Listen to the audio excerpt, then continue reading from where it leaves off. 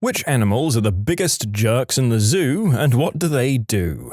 Cassowaries. If anyone needed to go into their enclosure, there had to be two others in riot gear. Nothing makes you crap your pants more than scrambling behind those guys and hearing the karate kick of the gods smash a riot shield behind you.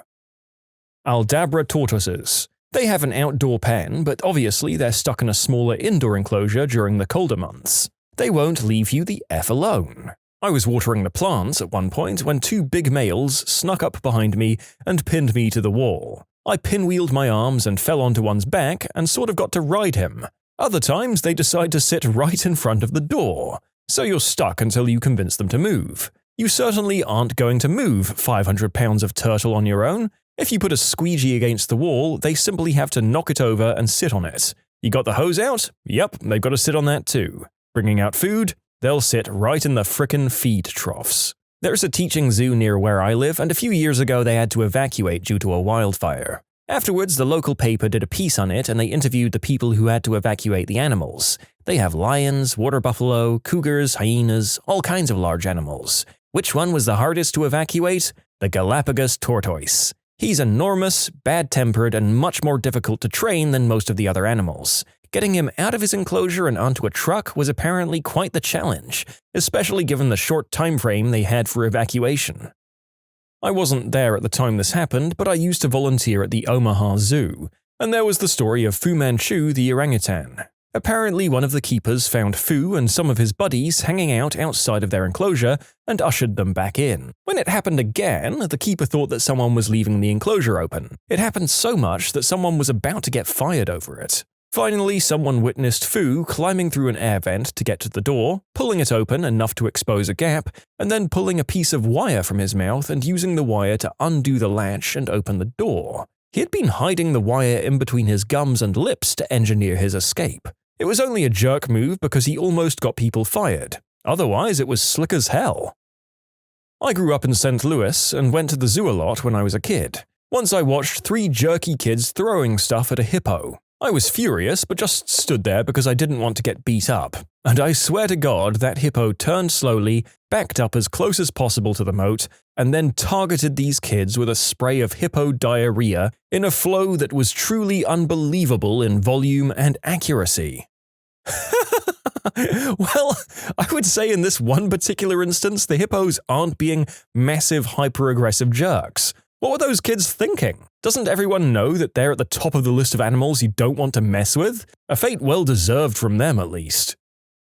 We had a kookaburra who'd catch lizards, snakes, frogs, and even earthworms so that he could feed them to you. You'd be standing around doing your job, and all of a sudden he'd show up on your shoulder trying to force-feed you a lizard he'd whacked on the ground 30 times. Oh, and by the way, if you covered your mouth, why not try the ear? The ear is a great place to put a dead lizard or live earthworm, apparently. Mate, you're not wrong. I nursed a cookie chick I found when I was still in high school, and once she had matured, she basically became my self-appointed nursemaid. We called her Mon, short for monster, Cookie Monster, get it? And she'd sit outside my window at times when even the sun would be telling you to F off and get back to bed, and subtly smash a snake or lizard or whatever she'd decided to murder on my windowsill until I was awake and had let her in. Then came the struggle to identify what she had in her frickin' beak. If it was still alive, that is, and how to make sure she didn't touch its mangled body to my face. On a couple of occasions, she'd been fooled by something playing dead and let it loose on my bed. Not so great when it's a real angry carpet python who then proceeds to musk crap all over your bed and try to bite your face off like it was your frickin' idea.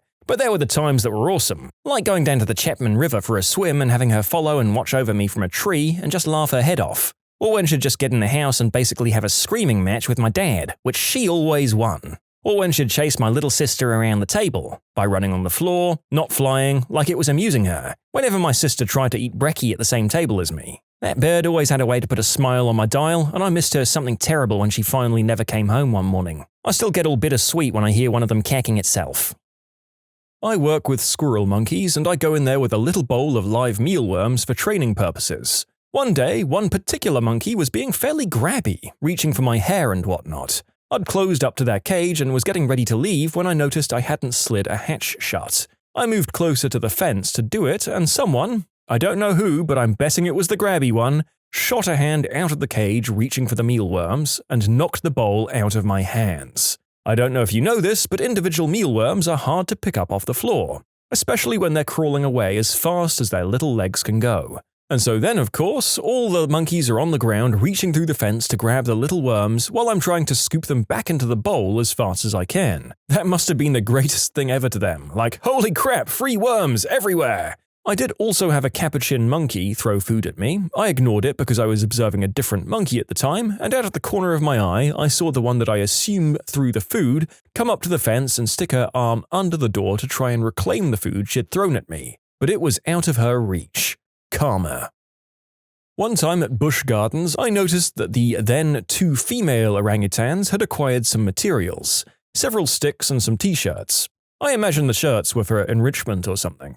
Anyway, these 2 ladies had torn the t-shirts into approximately inch-wide strips and were clearly assembling a raft design with the sticks. See, their enclosure was surrounded by a moat, and I think they'd figured out this was their best shot at making a break for it. Meanwhile, the male orangutan had taken another t-shirt and just put his head through the neck hole. He hadn't put the t-shirt on, instead he draped it over his head and he'd lift up the bottom hem and play peekaboo with the tourists. I'm sure there are problem animals in other areas of my zoo as well, but the animal that's the biggest jerk that I've worked with takes the form of a baby camel. Now, most children don't think about camels as dangerous animals, but usually, after a quick Google search, it'll show you plenty of videos displaying just how strong and terrifying they can be. Fortunately, that's not an issue for us. All of our camels are well trained and pretty well behaved, so long as you don't leave anything sitting around them that you aren't prepared to have eaten by one of the giant lugs, except for this one camel. This baby camel was orphaned by her mother, so she's been raised by us for the most part.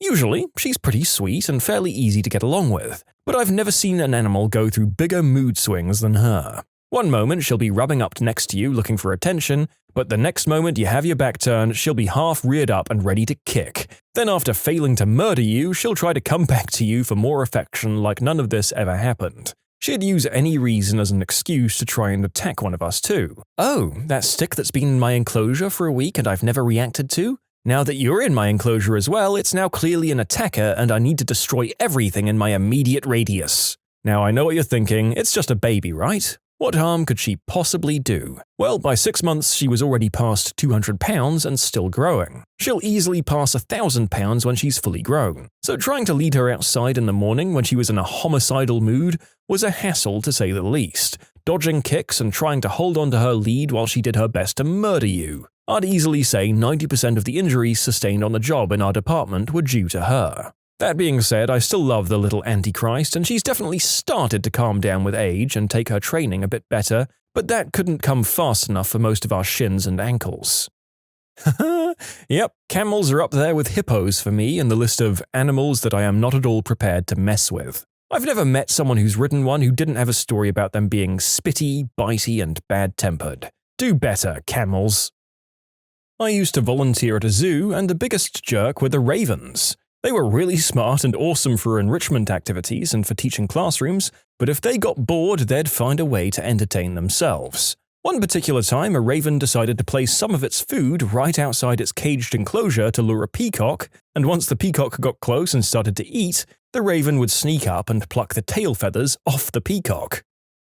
I interned my senior year of undergrad at a zoo and I loved it. I wish I'd stuck with it. Here are the animals that I worked with. Snow leopards. The mom and dad were big jerks. Wouldn't actively attack or anything, but they just didn't want any interaction with us. We had a cub born the day before I started, so I got to help raise this little jerk. We tried to be as hands-on as possible when we weighed her every week, but that little cub was mean. I have scars from her, but it's a pretty cool story to say you have scars from a snow leopard. Papa leopard almost knocked me out once. I got close to the fence to look for him. The fence was kind of that loose chain-link mesh steel, so it moved if you leaned on it. I went to look for him because we were trying to shift him inside for the evening. I lean on the fence and he comes out of nowhere and pounces on the fence right above my head, then trots inside.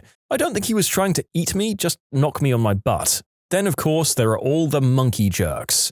Hanuman langurs. They are the worst. We had a mum and a daughter and they hated anything that was male, which I happened to be. I cleaned up their poo and fed them, but they still hissed and yelled at me. Francois Langur. This little guy was way cooler than his roommates. He had a faux hawk and knew where treats were kept in my pockets. He'd give you a pat down if you came by to visit. And the red pandas, the sweetest little things. They're basically slow and clumsy raccoons. They'd do anything for a grape or biscuit. And finally, the cougars, my favorite by far. These were the two cuddliest giants I've ever seen. One was like 100 pounds, and the other had a weight problem and was easily 200. The smaller one was a female, and I would have felt very comfortable if there was ever a reason I'd be locked in her cage alone. The big guy was very sweet as well, but I feel like instinct may kick in with him sometimes. They both loved scratches on their head and cheeks, and they'd purr. They were humongous house cats, basically. You can submit your own stories to be featured here on the channel. The story submission link is in the description below. And if you want to listen to some vibey music in the background, check out easymode, also linked below, and subscribe.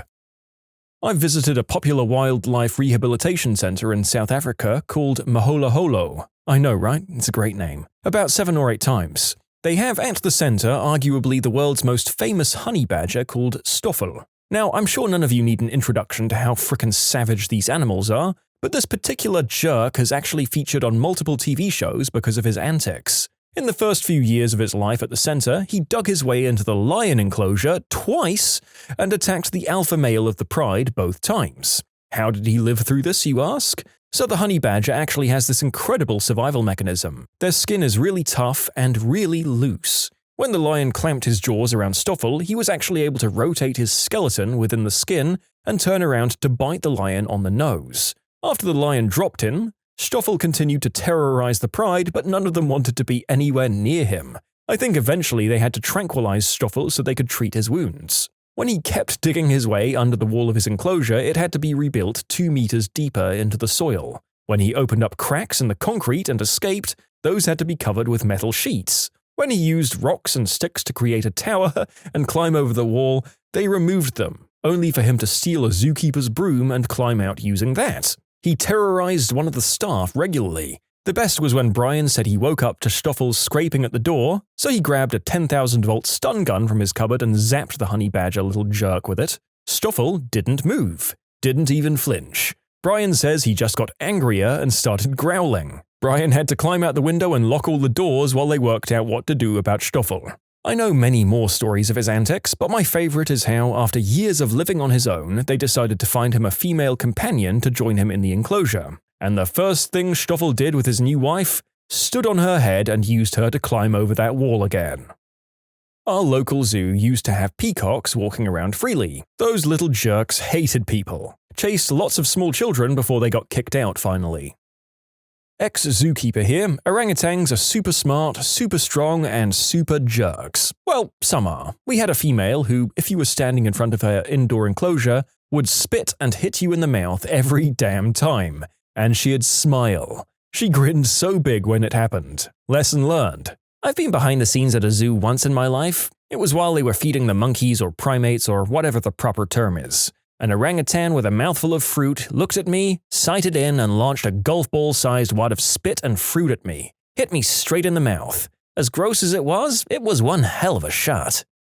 Well, I believe that's the 4th orangutan story in this video, meaning that there are frontrunners just for sheer quantity of stories. Although, to be fair, most of theirs are just them playing mean pranks, not the eviscerate-y, scary stuff that the big cats and birds seem to get up to.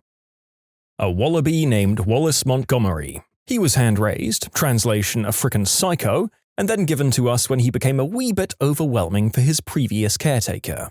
Feeding time? Be prepared to be gouged by his razor-sharp nails, bit on your softest parts, and the bowl will be knocked out of your hands. Cleaning time? He'll grab your rake and shovel, hit you with them, and kick you when you try to bend down to pick up your stuff. Trying to give him fresh straw to sleep on? Nope.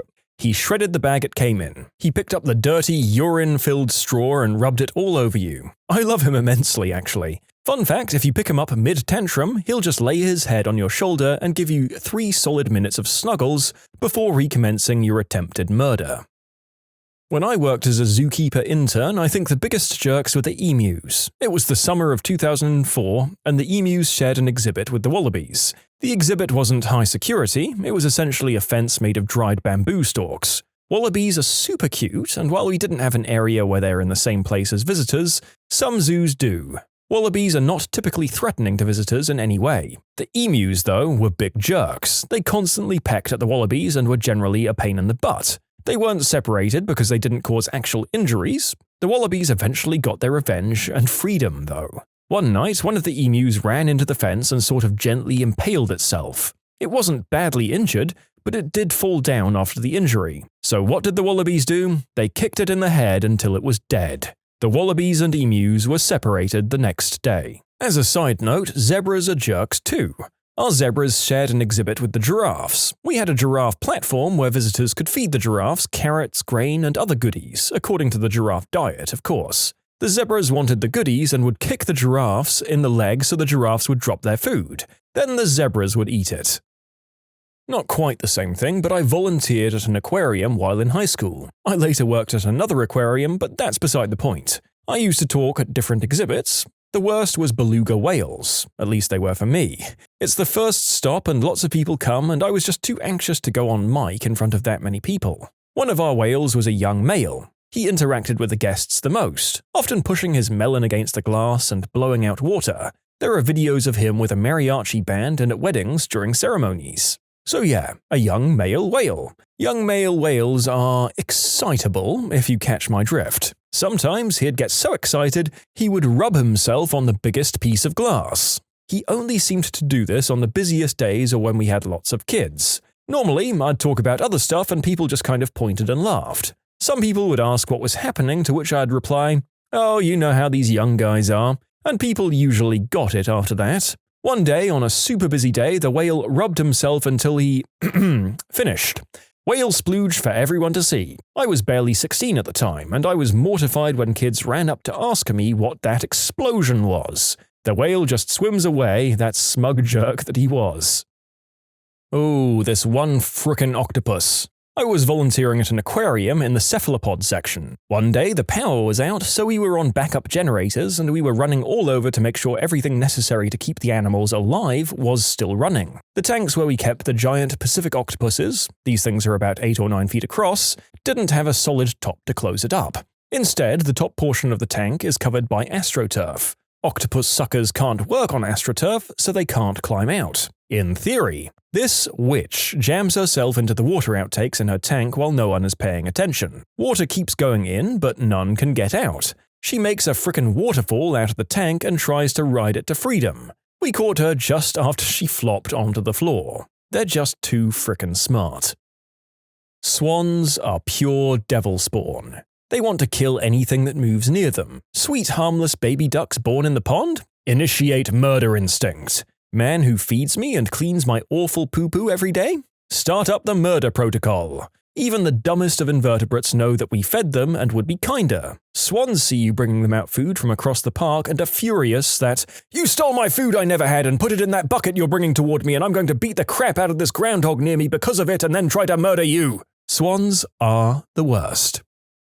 Imprinted raptors will try to mate with your head if you're not careful. This is especially problematic when you're dealing with large birds like eagles. Fortunately, the largest bird that's attempted this with me is a Mississippi kite, so I'm safe for now.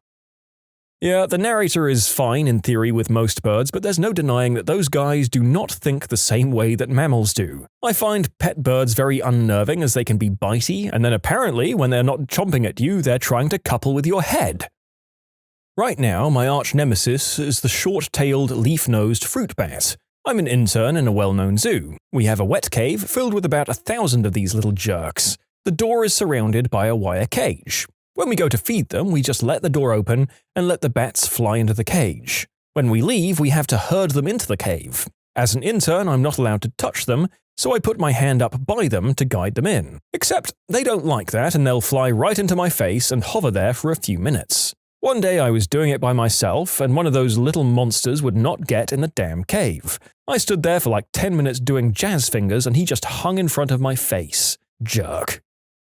Monkeys. Definitely the monkeys. They're cunning, fast, and incredibly strong for their size, and they will find any opportunity to mess with you. Ironically, we had an enormous tiger that had been part of a circus, and while it weighed a couple of 100 pounds and could have just killed you with a swat of its paw, really it just wanted to be petted. It was more likely you'd be crushed when it pushed its head against you for a good scruffing. I work with chimpanzees, and I'll tell you, when the girls are in estrus, which is kind of like being in heat for dogs, They are just downright mean to the males of their troops, sometimes even going as far as taking prized food items right out of the mouths of some of the lower-ranking males. I've also seen fights between chimpanzees, which is kinda normal as aggression is central to their social hierarchies, but the fights finally die down and everyone's making up with one another as they usually do, until one of the females who wasn't done arguing hands one of the males a rock to throw at another female who she was still mad at. This of course led to the fight starting all over again. I've worked in various wildlife rehab or research facilities, including a bird sanctuary where we did mist netting, which is setting up very fine nets between trees to catch songbirds, and banding of wild birds for research or population counts. I handled everything from thrushes to woodpeckers to crows to sparrows, and you know who the biggest jerks were? Fricking chickadees. Most of the birds were scared or curious when we took them out of the nets, but the chickadees? They were mad. There was something bizarrely respectable about it. Here I am holding a bird smaller than the palm of my hand whose head I could crush with my frickin' thumb, and it's going, "You may be bigger than me, but if you don't let go of me, I'll rip your frickin' cuticle off." As an aside, the woman who owned and ran one of these rehabs where I worked had rescued and cared for wolves, bears, lynx, mountain lions. The one animal that put her in the frickin' hospital? It was a white-tailed deer. It gored the crap out of her. Ooh, in the same facility, our female black bear loved rainy days. She'd wait until a school or tour group got up nice and close to her enclosure, then gave the wet ground an almighty whack with her front paw and sprayed the entire group with mud. She did that every damn time. When did book smarts not necessarily equal real smarts? My boss and I were chatting on the phone about some random work issue. He told me to call so-and-so for some reason. I told him that I needed the number. He said, "Hold on, gotta look up the number on my phone." Shuffling sounds. Oh crap, where's my phone? Damn, Jane, my phone must have fallen out of my pocket. Son of a Mitch. Well, I'm gonna have to call you back once I find it. I cracked up until he jokingly yelled, "Don't you tell anyone about this." Once I got a call from one of my college professors, one of the smartest and friendliest people that I know. Can you pick me up at this address? 30 miles from his place without public transport? Sure. How did you end up there? I went to go and sell my car to this one guy. I joined Mensa for the card. When I went to Kinko's to laminate it, I didn't read the instructions on the wall, and the laminate melted to the machine. I had to get the Kinko's guy to open the machine for me, but by then, the card was bubbling. When he scraped it out and saw what it was, he laughed. He laughed so hard. He thought there was 60 cents in $1. Took him a solid couple of minutes to figure out that there wasn't after we just sat there laughing at him. My wife, the smartest person I know by the way, looked at the sky at about 3 p.m. and asked why the sun was so dim. She was looking at the moon. I mean, I would look up at the moon during the day as a 5-year-old and wonder why it was in the sky. Surely this presumably adult woman could also see it and realize that it was a distinct entity from the blazing ball of light that we can't look directly at during any given time. Brain fart moment, I suppose? I was at law school with a smart guy. We shared a house. He wouldn't heat up anything in the microwave if it hadn't been brought as a microwavable product. He was convinced it would get pumped with radiation and he'd be eating radioactive food. My grandfather is a chemical engineer that used to work for Dow handling startup of some of their biggest plants. He went on to be an expert in industrial cleanup operations. He's a practical genius. He also decided it was perfectly acceptable to put stuffing into a plastic bowl and slide it into a 400-degree oven. I mean, I once put pizza in the oven on a wooden plate I was going to serve it on after, so I'm not going to judge him. We still ate the pizza, but it definitely had a strange taste. I once tried opening a thing of Pillsbury biscuits with a can opener a few years ago. My mother took my picture with it to use it against me in the future. I had a college professor insist that afternoons started at 11 a.m. because that's when we had lunch. I have no idea how you could get that wrong. Afternoon starts afternoon. It's in the damn word. Fun thing about college faculty, they're generally very, very knowledgeable about one thing only, and actually pretty stupid about a lot of other things. That's what you get for spending 10 years devoted to the study of one thing, usually somewhat obscure, to the point where you're probably the world authority on it. Can confirm, my stepfather is a geology professor at a university. The guy can tell you anything about any rock. He can do complex math equations in his head. The guy literally forgets to eat sometimes. He can be completely stumped by a basic math equation if it's written differently than he would expect. It's a good thing he doesn't have a garage, or he would probably have accidentally poisoned himself by now. One time, my friends and I were walking downtown and we were passing through a parking lot. One of my friends noticed this and asked, "Is this a car dealership?" "No, this is a parking lot." So naturally he responded with, "But why are there cars here?" It took a few minutes of explaining for him to remember that cars do tend to park in parking lots. This one is so bad that reading it got me stupid. My boyfriend. We did those 90-second microwavable rice packets and I smelled something burning. I asked, "How long did you put the rice in for?" And he said, 3 minutes. I told him, "It was only supposed to be 90 seconds. And he looked at me like I was stupid and told me, yeah, that's 90 seconds. Then a few seconds later, he turned bright red. I still make fun of him for it. One of my mum's best friends growing up has a brother who is absolutely brilliant. This is a guy who graduated top of his class, got a perfect score on the SAT, and went to and graduated from Harvard. Sometime into his adult life, he decided to go to the grocery store a few blocks away. Ordinarily, he walks, but he decided to drive this one particular time. He went to the store, got his stuff, and proceeded to walk home. The next morning, he went to get into his car, only to discover that it was missing from his driveway. So he filed a police report. A few days went by, and he had to go to the grocery store again. He walked like he normally does, and found his car exactly where he left it a few days before. This is a Harvard graduate. A girl I knew in high school needed a piece of paper, so she turned on the computer and printed one out. I did this, and I still feel smart about it. I needed some special thesis, archival, acid-free whatever paper to print my thesis that goes into the library. There was one printer on campus with the special paper, but when I printed there, one page with a complex graph would crash the printer out of memory. I asked the printing desk there if I could just have some paper from the tray to print it in my office printer. It worked there with the plain paper, and they said no, I couldn't do that. I proceeded to print a single-page, empty document with as many copies as the number of pages my thesis had. They then gave me the stack of printed paper that I needed. Probably the ink in my printer wasn't compatible for long-term storage, but I doubt anyone is ever going to read it anyway.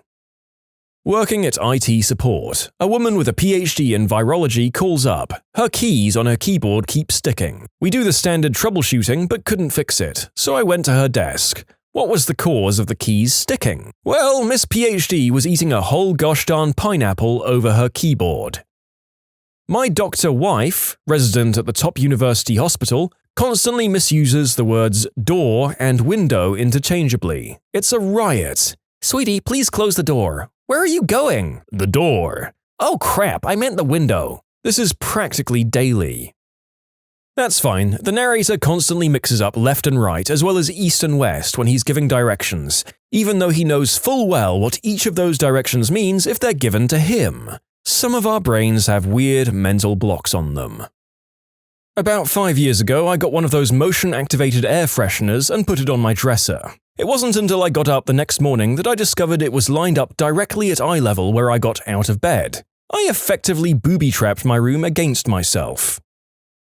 My sister-in-law is a molecular biologist. Her level of genius is astounding. She put herself through school via scholarships, but made pocket money working at Ponderosa. One day she was changing the oil in the fryer and set the old hot grease tub on the floor and proceeded to step in it. She literally cooked her own foot. It took several skin grafts, but mostly looks normal now. So whenever someone does something stupid in our family, we say they cooked their foot.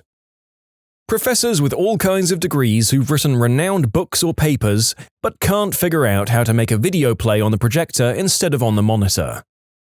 My father told me a story about his father. My grandfather was a brilliant chemical engineer working for Procter & Gamble. He actually led the team that figured out how to make liquid Tide. One day he came home, scooped himself some ice cream, put chocolate chips on top, and put it in the microwave. He was surprised that the ice cream melted rather than the chocolate. I stuck my hand in a pot of boiling water. My brain just stopped working for that second, apparently. I took a sauté pan out of the oven without a mitt. We should start our own cooking show. 10 out of 10 would watch. Tonight on Scald and Burn, we need someone to play the long-suffering, ridiculously hot standby medic. You in? My friend is standing in line at Target and has a 9-volt battery and a penny in his pocket. The two make contact and naturally the penny gets hot. He pulls the 9-volt out of his pocket and looks at it as if he's never seen this object before. He sticks his tongue on it, shocks himself, pulls it away and looks at it, and then does it again. Pulls it away, looks at it, and does it a third time. The cashier just stared at him like someone let a monkey out of a zoo. A lot of smart people I know are just terrible with money. I know people with 4.0 GPAs and high-paying jobs that are borderline bankrupt because they spend every dollar they have trying to keep up with the high rollers who run their company. Like, these are smart people, but incredibly insecure as well, and that's just a terrible combination. I made peanut butter cookies last night and I forgot to put in all of the dry ingredients. So you made peanut butter soup. My best friend has a genius-level IQ. He was in the top 10 of my graduating class and has nearly a 4.0 GPA studying chemical engineering. I once saw him look right down the barrel of a loaded shotgun. I did this with a champagne bottle I was trying to open. The cork popped, bounced off my forehead, and then ricocheted off the ceiling. I had a round welt on my forehead for a day or two. I'm not a genius. I did that as a best man at my buddy's wedding. Made the toast, got the bottle. Wait, how's this thing work? Never opened champagne before. Maybe I'll put it on the table and look down to see what the problem is. Bang! Mother fricker, right above my eye. Play it cool. Maybe no one saw. No, they all did. Well, I said no wedding is complete unless blood is spilled. Just didn't think it would be mine. You can submit your own stories to be featured here on the channel. The story submission link is in the description below, and if you want to listen to some vibey music in the background, check out easymode, also linked below, and subscribe. Well, my really smart wife married me, but I'll forgive her for that one. A friend of mine used a variant of this on his wife. While shopping for curtains, he said, "Well, since I clearly have better taste than you," and she interrupted, "You do not?" "Sure I do. I married you, and you married me." According to him, she just sort of flopped her jaw like a fish for a bit. He said it's the only time he's ever won an argument with her. Guys, he's been married for 15 plus years at this point. You do not pull this card after a month or even 10. My old lady of 7 years just finished up her master's in accounting. She roasted a chicken yesterday, and as the timer rang, I yelled to her to remember to use a hot pad to take the lid off the roaster pan. Because like the pan, the lid handle is hot. I get a sarcastic, "No duh," back from her. I watch from a mirror with a good angle of her, as she takes the pan out with 2 hot pads on the side handles of the pan. She then sets the pan on top of the stove, puts the hot pads back in the drawer, then grabs the handle on the lid of the pan. She burned her hand again, dropped the pot lid to the floor loudly, and then ran to the living room to see if I was laughing. I was. Dumbest smart person I know. I love her. I feel like I could have renamed this video "Stupid Things That People with High Academic Degrees Do," and it would have been nearly just as applicable, to be honest. I was going to bake cookies for my 20th year high school reunion, but I encountered a problem. I explained this problem to my fiancé, like so. I was going to make cookies for my reunion, but it ended up that I couldn't. Why? Well, your mum gave me that box of cookie cutters that has over 100 cookie cutters, and I was going to make cookies in the 9 and 5 shape for the class of 1995. It has 1 through 8, but no 9. At this point, he just stared at me because he thought I'd come to a realization on my own, which I hadn't, by the way. I said, "What? You just have to turn the number 6 upside down and it's a 9. A long, blank stare from me. The number 6 upside down is the number 9. You did realize that, didn't you? He cracked up when he figured out that I never realized this. I have a PhD. That's okay, my mom is a programmer for Boeing and she complained that her heated blanket was still too hot. Turns out the number 7 looks like an L upside down and she thought it was on the low setting. I have a relative, cousin of my aunt, who has a doctorate in engineering and made a ton of money in petroleum engineering. Yet, over the years, she sent a large fraction of it to Nigerian scammers. Even more interestingly, he started doing this before the internet, when they just sent snail mail letters to people, and has sent it to the same Nigerian family over the decades. His way of supporting Africa, I guess? But then this person also didn't believe we landed on the moon or that the Holocaust happened, so there's that. A girl I went to high school with went to the same university as me. She was top 5 in our graduating class and hasn't gotten lower than a 3.8 in 2 years of college, including biochemistry and organic chemistry. One summer day we were out at a bonfire and she had a hood on because, and I quote, "Don't moon rays make you paler?" My grandfather has a PhD in computer science, one of the early ones. He was on the team that developed the fingerprint computer that ended the days of using a magnifying glass to match prints. The original computer now lives at the Smithsonian. It was snowing out and he said he was grilling steaks. I thought he was on the outside porch. I looked outside and he was not there. I found him in the basement using a huge gas grill. It took several minutes to explain to him why this was not a good idea. Mine was the stupidest thing I've ever done. It was pretty embarrassing.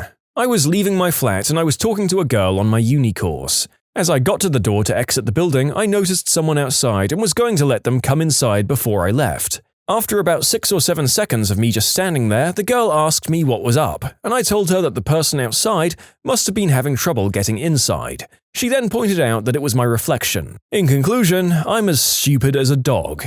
I also just blasted myself full in the face with some air freshener because I thought the nozzle was pointed the other way. I am now blind. My friend turned 20 one day, and we were talking about his birthday. I proceeded to comment, "Wow, you've been a teenager for 20 years. Yeah, my friends don't let me live that one down. I told my sister, who was turning 25, that she was halfway to 30. Spent an incredible amount of time and effort nervously trying to figure out why an almost new and very expensive oscilloscope won't turn on. The reason was that someone had toggled the switch on one of the built-in power strips on the lab bench to off. We were getting ready for dinner one night and we were kind of in a rush to get it done. Whatever we were making, it required bread. Well, the only bread we had was frozen at the time, so we had to quickly defrost it. So my mother randomly yelled for my oldest brother, who happens to be the smartest out of all of us, to go get it from the freezer and bring it to the kitchen. He delivered the frozen bread to the kitchen and our mum had our hands full. So she told him, "Take the bread tie off and put it in the microwave." So he takes the tie off and puts the tie in the microwave and sets it to defrost. Not even 30 seconds later, he starts saying, Mum, the bread tie's on fire." Turns out my brother thought "it" meant the bread tie and not the frozen loaf of bread. In conclusion, smart brother put bread tie in the microwave to defrost and it caught on fire. That man did exactly what his mother told him to do and is beyond reproach. In a military court of tribunal, he would be 100% exonerated and I won't hear a bad word against him. My friend Kevin went to Caltech and works for JPL. He's an actual rocket scientist, literally one of the smartest people I can think of. When we were in our early 20s, he had to take his brand new Honda Civic back to the dealership after 2 weeks of ownership because he filled it with diesel. Afterwards, I asked him, "Isn't the diesel nozzle incompatible with the standard gas tanks?" His response was, "It's not. It wasn't easy, but I made it work." My friend is a geneticist, smart guy all around. A few months ago, he spent 10 minutes trying to push open the door in his kitchen, and eventually his hand just went through it, and he gashed his arm and ended up getting a bunch of stitches. If he had pulled the door instead, it would have opened. I travel a lot for work, and I'm going to London later this month. One of my girlfriend's best friends is an NICU nurse, saving the lives of premature babies every day, and has forgotten more about biology and anatomy than I've ever known. She asked what language they speak in London and if I was going to visit the Eiffel Tower if I got some free time. This one is about me. I'm a senior in engineering, being paid to do some fancy research that we hope will easily eradicate third world diseases. My dad has always managed my finances and never really taught me much. I just got a credit card and had a $500 limit. Spent $492 in a month and got confused when during the next calendar month, after the statement, my credit card was still being declined. I thought the limit reset every month regardless of if you paid your balance. It just made sense to me. When I called my dad asking why my credit card hadn't reset yet, he laughed at me for a solid hour and told all his business partners. I laughed it off as being an engineer and not a finance person like him, but my lack of real-world experience with economics or money is also sad. I'm a living case of why we should have useful life skills classes in high school. This girl I was kind of seeing at the time asked me if I wanted to watch a movie, so we go up to her room and she popped in Elf. She turned to me and asked, "Wait, can you watch this movie since you're Jewish?" She has a 4.0 GPA and is going to law school next year. Also, when I eventually told her I was a virgin, she asked me if I had ever had a stiffy. I was 19. Not seen directly, but I heard the professor tell these two stories. This man is an expert with nanomaterials and just an all-round physics rock star, and yet I have not one, but two stories about him. The first, the professor began watching karate movies and became a fan. Soon, he begins to wonder if he can reproduce some of the feats he's seen various martial artists perform on film. "I'm a physicist," he says. "I can do this." So he gets a stack of a few cinder blocks and tries to break them with his fist. He shattered almost every bone in his hand. The second story, once his home's water heater stopped heating water. "I'm a physicist," he says again. "I can do this." After all, he reasons, the water heater is just a really big resistor submerged in a tank of water with some plumbing attached to it all. Why not repair it himself? The basement cleanup cost him a few $1,000s plus the cost of a new water heater and professional installation.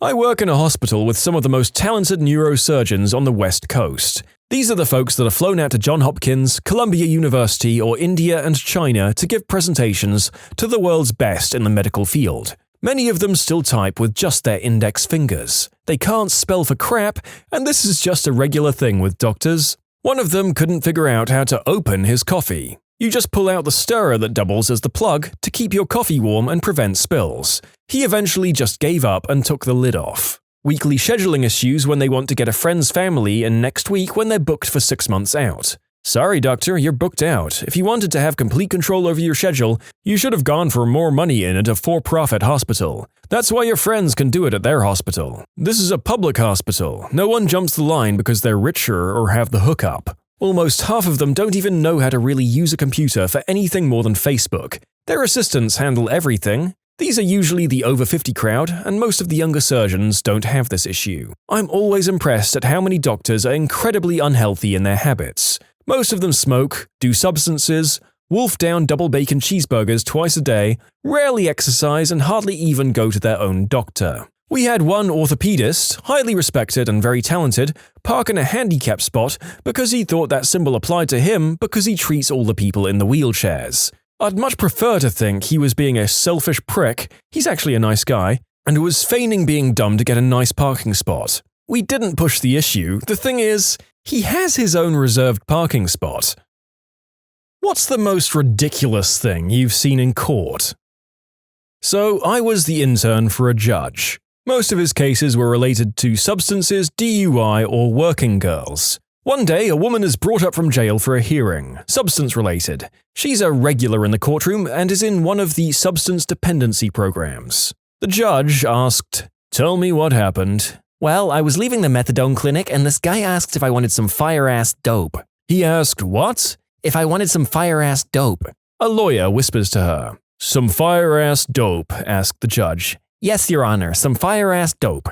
From here, it turned into something very comparable to the Super Troopers' littering and moment, while we all tried to avoid laughing. Skipping ahead, "I take it you used it and that's why you're here." "I did, and it was damn good."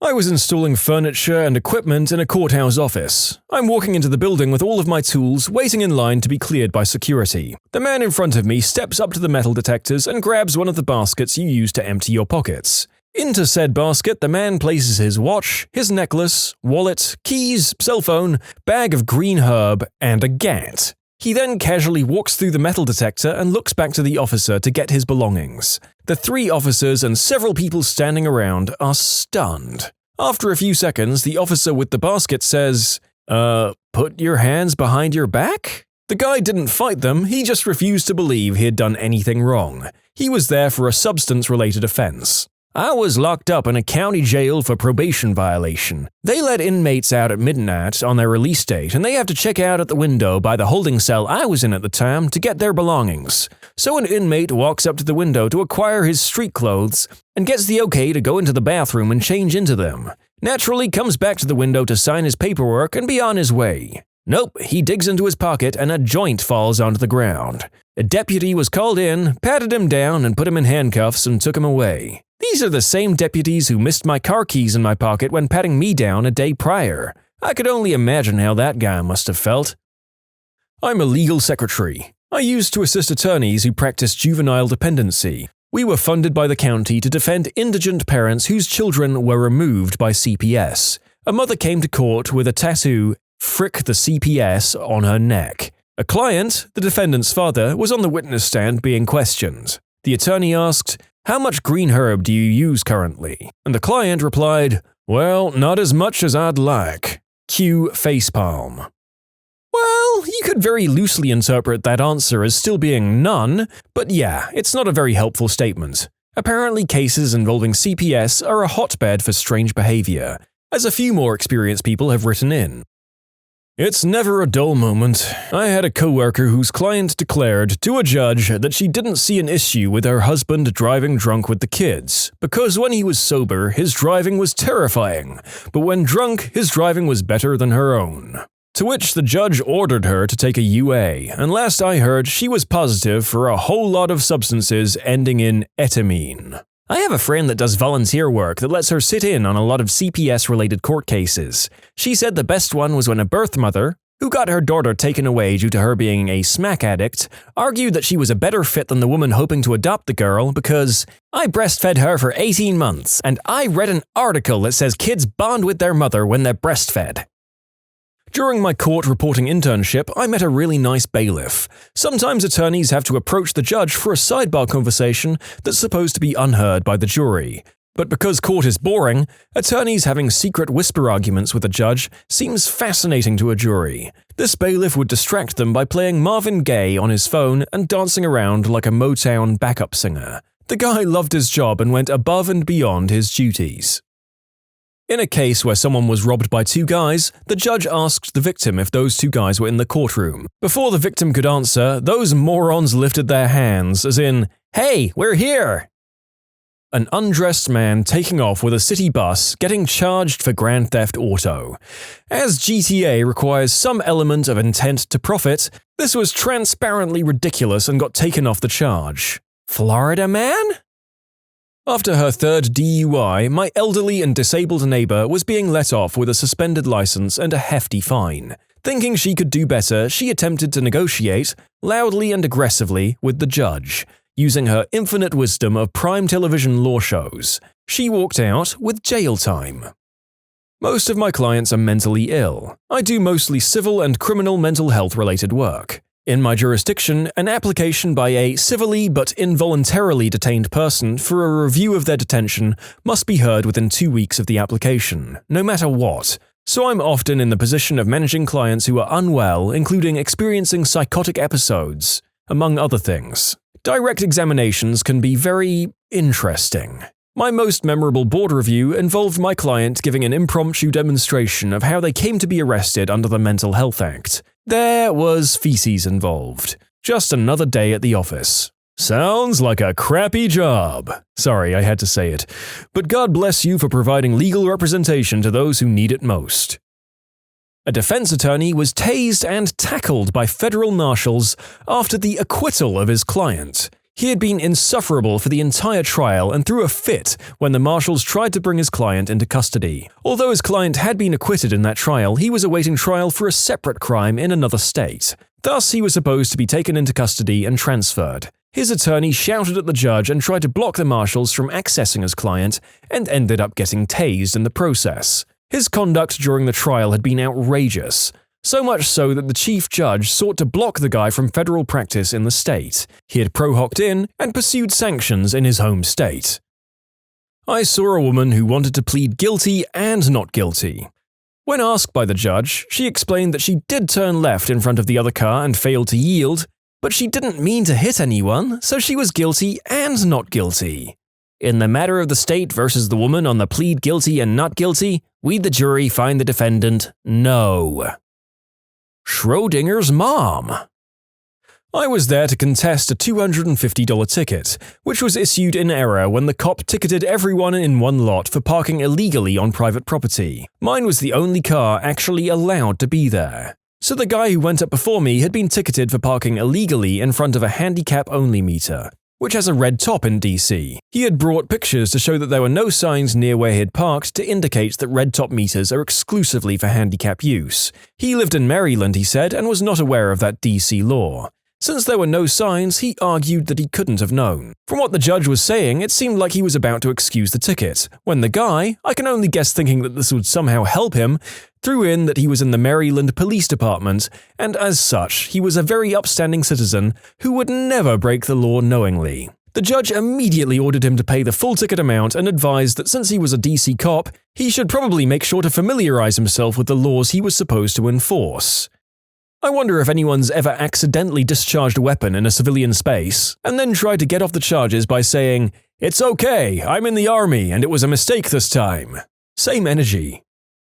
A friend of mine works for the state's crime lab, mostly working kits to prove the unspeakable act and DNA tests, and she's frequently called as an expert witness to many unspeakable act trials in her jurisdiction. Once she said she was called to be a witness for an aggravated case, and had to explain how and where they found evidence on the victim. She starts explaining that they found traces of his DNA inside the victim and the correct term for a part of the female anatomy. And the middle-aged male judge stops her mid-sentence and goes, "Now, wait a minute, you said that word. What is that part?" And she had to explain in excruciating detail to a full court and jury what that part was, because the judge had never heard of one of those before. Yikes. I work with judges, and I'd bet he was trying to discreetly tell her to explain it to the jury. Since they have jurors from all walks of life with varying levels of education, judges, at least the ones I work with, go out of their way to kindly dumb it down for jurors who might be too embarrassed or timid to ask for an explanation, but need one to understand the witness.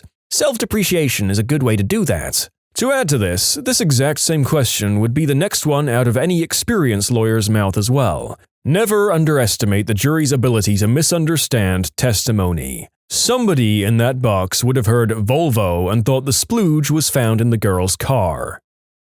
Lawyer here. Female client shows up for court to be sentenced to probation on a minor charge, green herb or shoplifting, I can't remember, wearing what looks like a one-piece, bright yellow bathing suit with flip-flops and a yellow fishnet wrap over the bathing suit. I held my breath when the case was called. The judge did the sentencing and then, "And next time, don't show up for court looking like you're going to the beach." The client, deadpan as if confused, said, "But I am going to the beach." Did he then say, "No, we said you're appearing before the bench"? Nothing too terribly crazy. There was the lady who fake fainted during a hearing when the attorneys were at a sidebar. Like she held onto the chair as she got on her knees and threw herself on the ground like a 2-year-old having a tantrum. The judge and attorneys glanced over her way and continued speaking.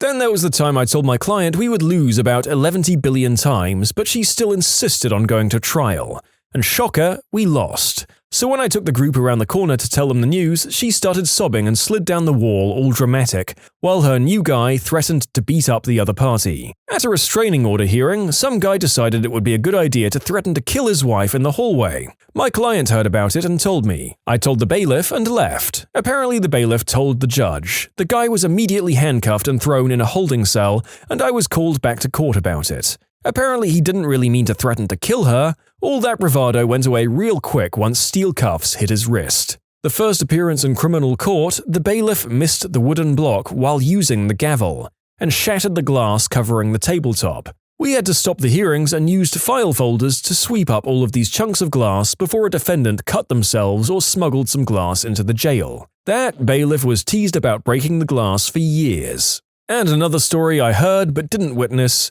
a criminal hearing. The victim's father jumps across the barrier to attack the defendant. Bailiff jumps in and the judge can't see what's happening, so he pulls out his personal piece. All attention immediately goes toward the bench, with the judge standing there packing heat. I believe bailiffs took the judge's gat and got control over the father and defendant. Unsurprisingly, someone ran against the judge in the next election and won.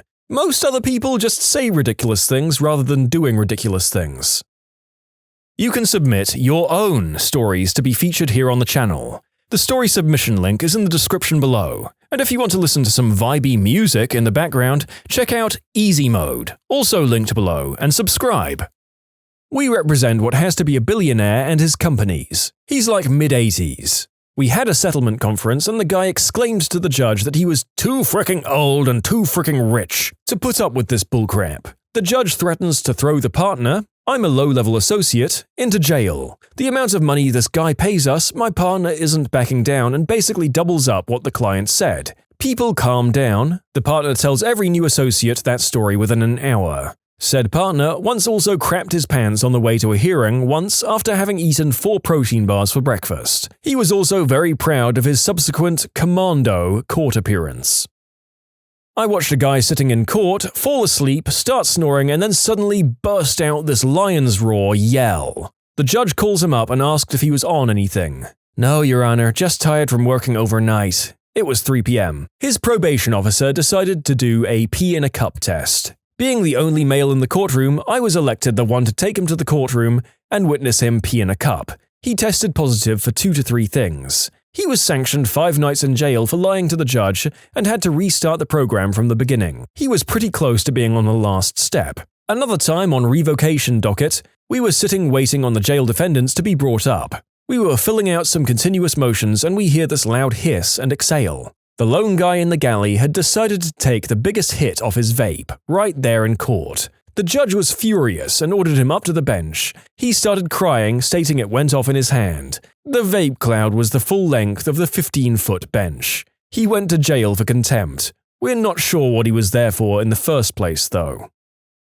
Covering a trial for a local radio station. Man was being tried for murder. The victim had faked his own death 2 years earlier and had been hiding in the woods since. So essentially killed a person already thought to be dead. Highlight of the trial was when the Commonwealth attorney asked the defendant how the victim ended up being stabbed. The defendant said, "He was drunk and fell on my knife." The attorney asked, "How drunk do you have to be to fall on a knife 17 times?"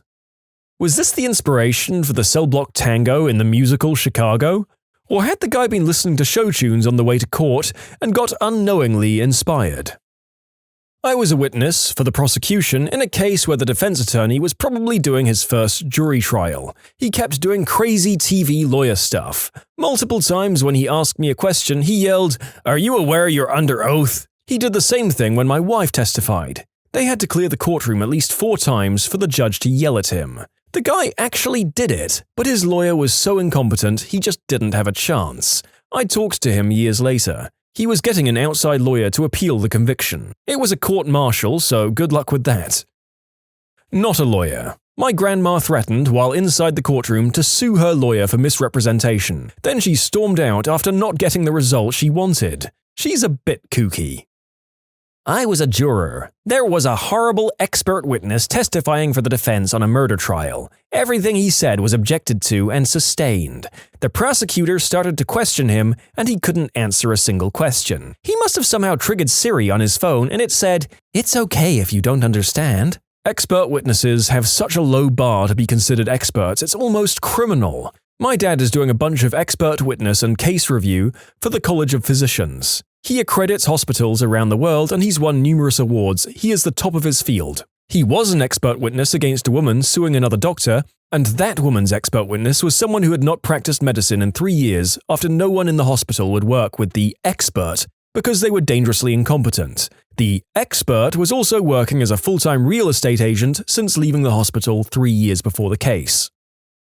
Back when I first started, I was in court with my father-in-law, also an attorney, and he was arguing with the judge and took issue with something the judge had said, by saying, "That sounds like something a Yale man would say." The judge asked, "How did you know I went to Yale?" "I saw your ring when you were picking your nose." Yeah, it's good to practice with a bunch of old country lawyers. Just today, I got in a heated argument in court with opposing counsel, and we both had pretty raised voices and her client started to cry. So the opposing counsel said, "No, it's okay, this is just how we argue, we still love each other," and came over and gave me a hug. The judge didn't say a word. Another time I was arguing that a guy should not get probation because he was refusing to take random substance screenings. He explained that he wasn't refusing, he just thought we were wasting our efforts because he'd just admit he smoked green herb all the time. Then there was the criminal defendant who came to court wearing a hoodie that said, "I came to F crap up." and the lady who pulled into the courthouse parking lot beside the sheriff's department in front of the canine officer who was standing with his dog in the next parking space with a veritable pharmacopoeia in her car. The amount of people I've seen show up to court in pajamas and other ridiculous outfits is astounding. I had a friend who worked in family court during law school, and she reported a guy showing up to a child support hearing wearing a shirt with dollar signs and money all over it, claiming he couldn't afford anything. Similarly, my client wore a fur coat to a garnishment hearing. She didn't have money, but she did have ratty old fur. I was an intern working for an attorney, family law. Annoyingly nasty divorce, leaving the courtroom, opposing party leaves first and we hold back a bit before leaving. Standard operating procedure. We go down the stairs and around the corner towards the exit, and what do you know, it's the disgruntled former husband with a barrage of colourful insults, and he's cranked the volume knob to about 12 out of 10. Enter me, about 6 foot, 175 pounds, clearly working for an attorney and in notably better shape than him. Confident he wouldn't try anything as there are cops everywhere, and one approaching to investigate the disturbance. I feel emboldened and step between my client and the opposing party and begin to say, "Hey, calm down now, man. Now is not the time," or "Mother fricker punched me in the gut." I was not expecting that crap. I doubled over immediately. He got tackled by the nearest officer, cuffed and dragged away presumably to the jail next door. The partner is clearly trying to contain her laughter, and our client is on one knee asking if I'm okay. Meanwhile, I'm dying of embarrassment and trying not to vomit up my breakfast. Heard this from a co-worker who was sometimes in the courtroom. I can't remember what the original offense was to bring the defendant to court, but the guy was really immature and a complete butthole. Wait for it. If there was a moment where the judge wasn't looking, he'd turn to his family in the gallery and smirk at them, just being a complete pain and belligerent all through the trial. Flipped off the judge at one point. The judge said something he didn't like, so he turned around, dropped trow in the middle of the trial, and spread his butt cheeks apart. The judge got a full view of this guy's butthole and ball bag. He and his family all had the audacity to gasp and heckle when contempt of court got added to the docket. I love the idea of a court going full-blown sitcom audience, boos, cheers, and laughs. Let's get it all in there and make a real-life Judge Judy courtroom. I'm a family law attorney, so I see a lot of people at their worst, but one case was absolutely disgusting. I originally started out taking some pro bono cases, where the courts specifically linked attorneys up with people with disabilities who could not afford attorneys. Generally, these people were very nice, and I enjoyed working with them to get them the help they needed. But this woman, she was one complete piece of garbage. I didn't generally get much information prior to meeting with these clients, and so I went into most initial meetings blind. When I walked into the room, I was initially confused, because the woman didn't look like she applied to the program. She had the Michael Kors purse, an Apple Watch, and a Burberry trench coat. Keep in mind that one of the major factors for getting my help was intransigence. I got some information after the case that she continually used a significantly minor disability to get free legal aid to, in essence, harass her ex-husband. We began talking and she told me about how her ex was mistreating her children.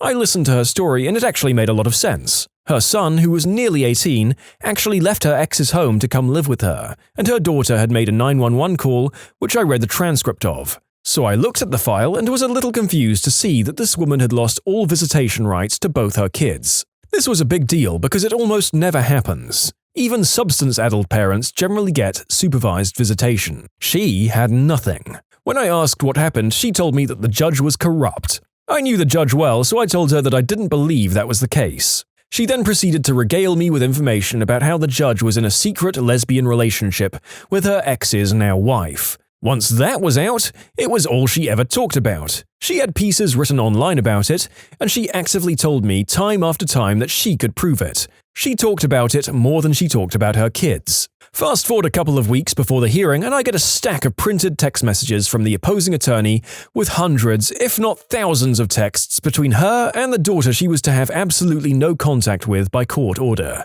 The texts went from bad to worse. The daughter was 8th grade or so, and it was clear that the mum was manipulating the daughter to skip school and have secret rendezvous where the mother would buy her expensive clothing. So that was definitely a major strike against her, and was most likely enough to deny any request she was seeking. But there was so much more, including racial slurs, bigoted generalities, and constant coaching to leave her ex's care. The worst, though, was a text chain where the daughter actually called her stepmom a rug muncher. which clearly indicated her mum had been feeding her the secret lesbian relationship ideals. The daughter had said that the dad was drunk, and the mum replied something vague about how the stepmom wasn't getting any that night with her dad being drunk. The daughter asked what she meant, and the mum, to her 8th grade daughter, replied, "Broke wiener." We lost well before the hearing happened. At the hearing, the judge, different from the one the mum hated, did what every reasonable judge would do and denied the request. At which point, the mother stood up and started yelling in front of a full courtroom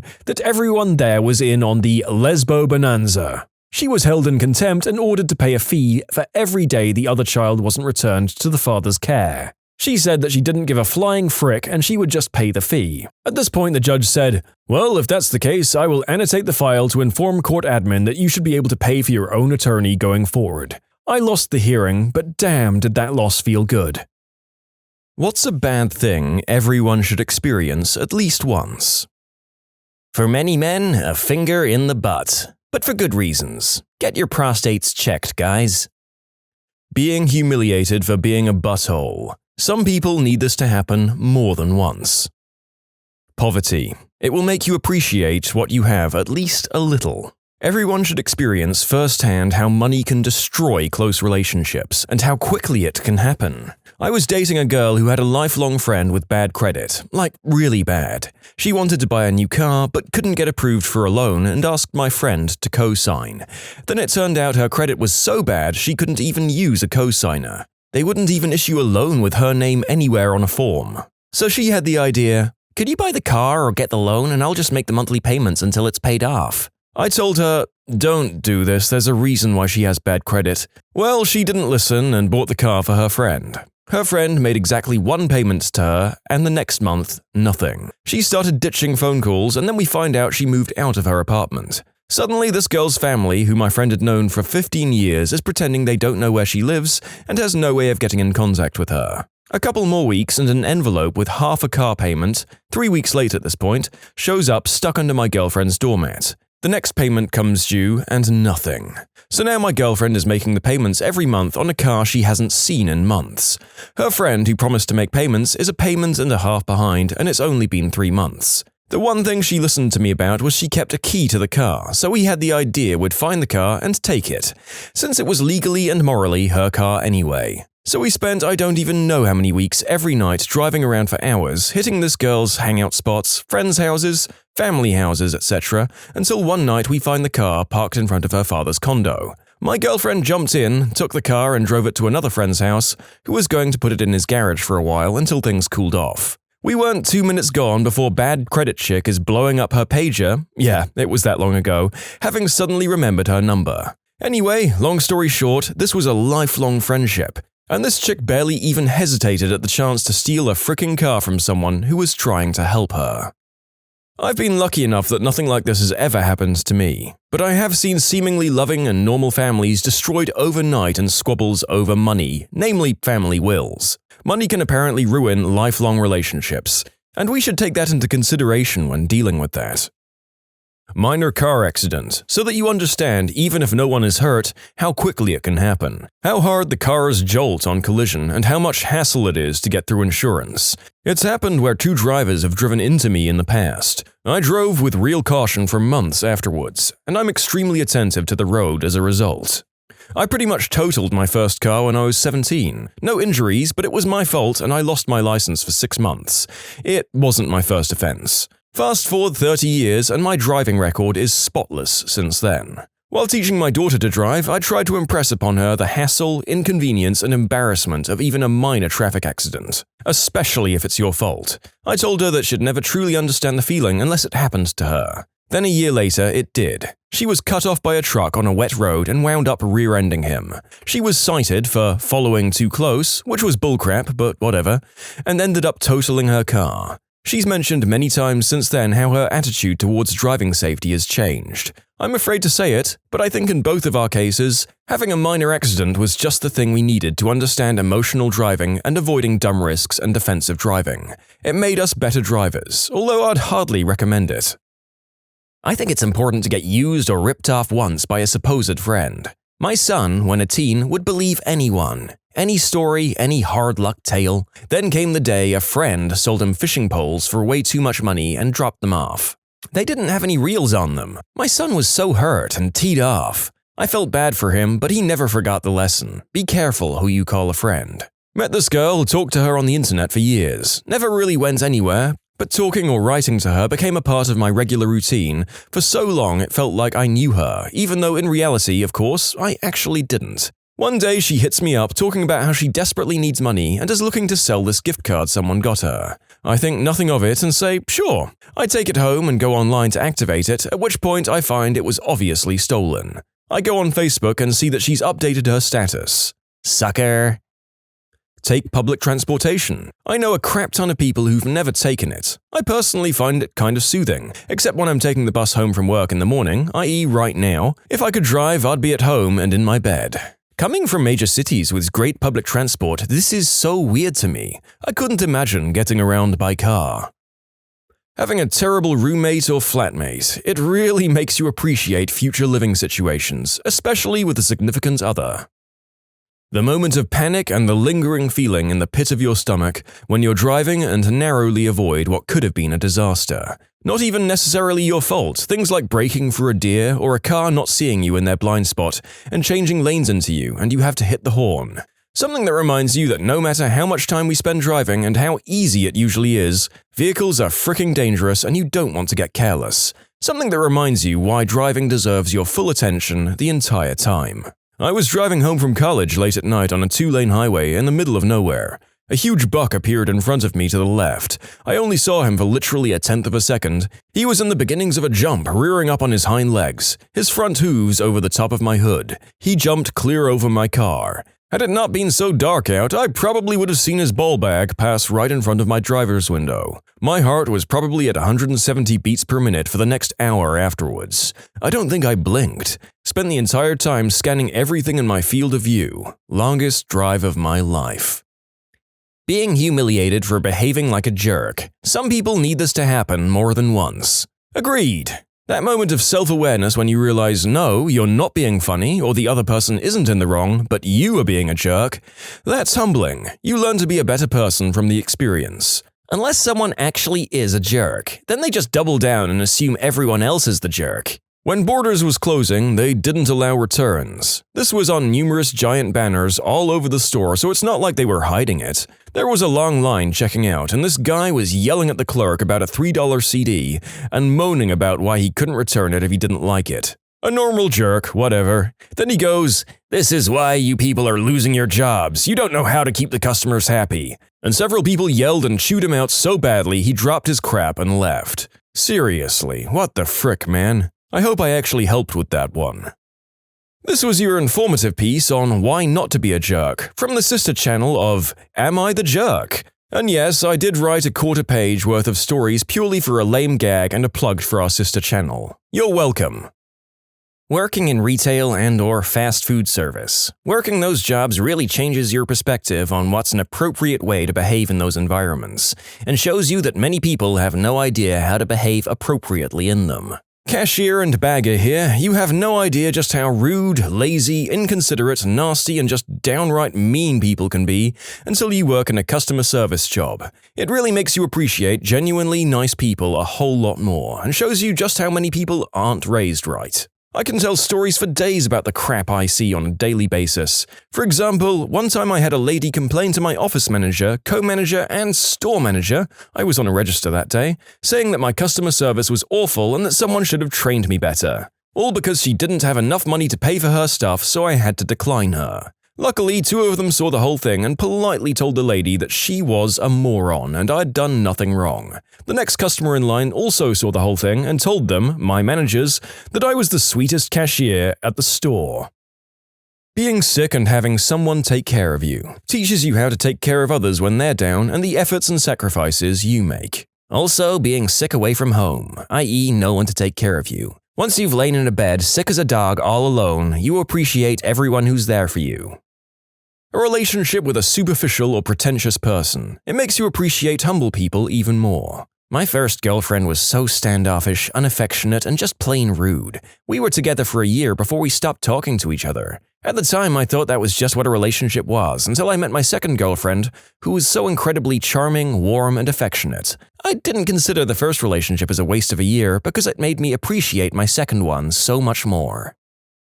Indifference from complete strangers when you're in a time of need. It seems oddly specific, but can really be translated in many settings, from being stranded and trying to hitchhike home to begging for money for your next meal. Given some time, you realize that a lot of people are real Fs. A lot of them are simply ignoring you completely, and some will go far out of their way to help.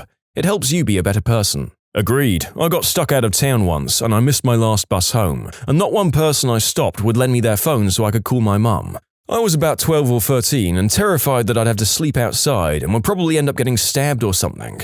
Even then, I remember wondering why the frick nobody would let me use their phone. I'd let a crying adolescent borrow my phone if they needed to call home. In the end, I managed to find an ancient, pea-stained payphone that still worked, and called home with the bus money I had left, but I know I was lucky in that situation. This was about 10 years ago in the Midlands, England, for those asking. I do know that people probably thought I was trying to mug them, so you don't need to tell me.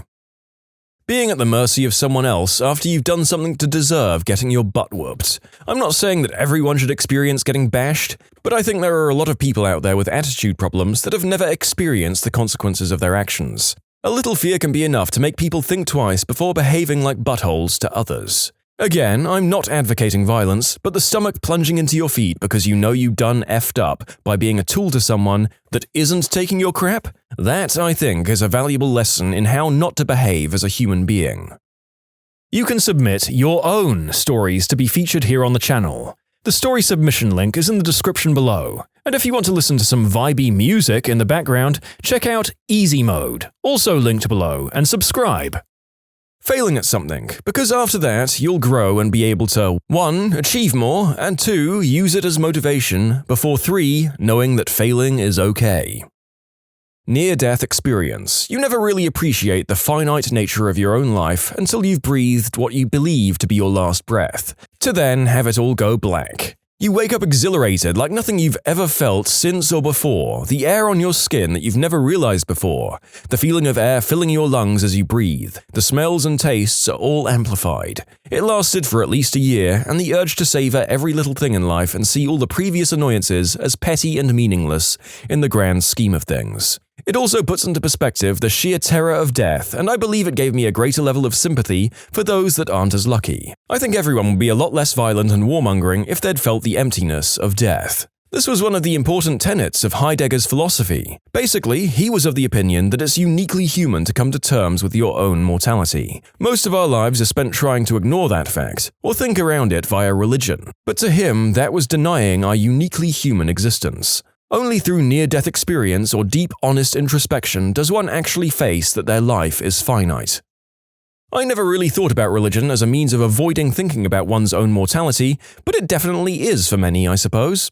For the record, it also means a great deal of other things to different people as well. Laying a beloved pet to rest. I had to say goodbye to my best friend of 15 years, my yellow Labrador, this past Monday. Worst day of my life. I don't know if I can ever have another dog, as they'll never measure up to him, and I never want to go through this again. He slept by my bedside every night, and every night I'd reach down to him and pet him before going to sleep. Now, he isn't there. Go and hug your pets, people. I have to say goodbye to my girl, tortoiseshell cat, this next weekend. She has advanced liver cancer, and it's time. She's the most amazing pet I've ever had. I can't imagine the hole that is about to be torn through my family, and that has been torn through yours. I'm sorry for your loss. Pets can be the most amazing friends. Being broke. You appreciate what little you have and what it's like to earn hard-earned money. As someone who's been struggling to find a job for months, this really hits home. It's incredibly demoralizing, and it just makes me feel like there's something wrong with me because no one will give me a job. Especially with the older generation telling me to just hand out CVs, you'll get a job really quickly, because I did. Except they refuse to accept things have changed massively. And most places will literally tell you they don't take CVs in store, and if they're hiring, you have to apply online. For the minimum wage part-time job that 300 people have already applied for in the 2 days it's been online. It sucks. And if you have no experience, you're in even worse luck. Even the most menial, low-skilled jobs won't look at your CV twice if you don't have experience. And if you can't afford to work for free to get that experience, well then frick you, peasant. I'm in a similar situation. I'm highly educated, but I can't find a job in my field. I applied for simpler jobs and jobs that require no education, but I'm overqualified for those apparently. I'm German, and here in Germany, you basically become sort of a social outcast if you don't have a job. People judge you, they call you lazy and all that stuff. I'm collecting welfare at the moment, unfortunately, which is basically taxpayer money, and people get angry at me for that. They don't seem to understand that I need the money just to survive. Just get a job, so you don't have to live off other people's money anymore. I'm getting welfare because I can't find a job. That's the whole point of it. Also, I'm obviously not living a luxurious life. I've written more than 300 applications, but no one cares and people still call me lazy. Being broke, going hungry, and being completely alone. Being a server and waiting on a table of people that treat you like a servant. Server here. Last night, a guest at a table slapped me, but he'd already written his tip, $80, and I just took it. I've never felt that way before. He was a doctor, very wealthy, and put his arm around me in a brotherly way, but he was drunk and slapped me a few times in the face. But I need the money to pay for summer classes because in Texas, you don't get student loans for the summer courses. Heartbreak or being broken up with. It's awful, but I think an important growing experience.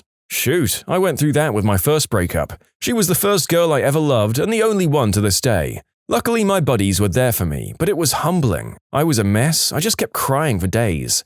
And then I had a 3-day train trip, on which I could also barely keep it together. I know men crying isn't necessarily wrong, but it just felt so unnatural. I didn't know I could feel so bad. But it was a good learning and growing experience.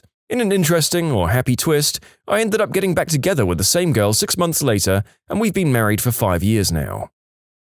Getting stuck somewhere far from home late at night and having to find your way back. It teaches you a lot of methods that might be useful in a bind.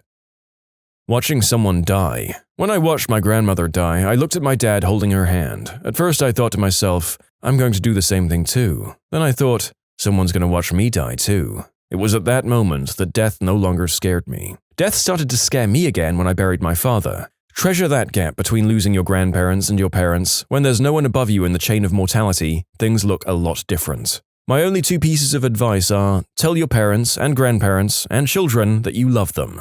Regularly. I almost feel bad telling people this, because there are those that it's not true for, but I did get to say it to my dad in the last conversation we had before he died. That thought brings me some peace. Also, write a will. Dealing with an estate is a pain in the butt. Dealing with an estate without a will is a major pain in the butt that no one needs. There wasn't any fighting over assets, but just tracking everything down, paying necessary taxes, paying for the funeral and disposing of various assets was incredibly difficult while I was in the middle of mourning.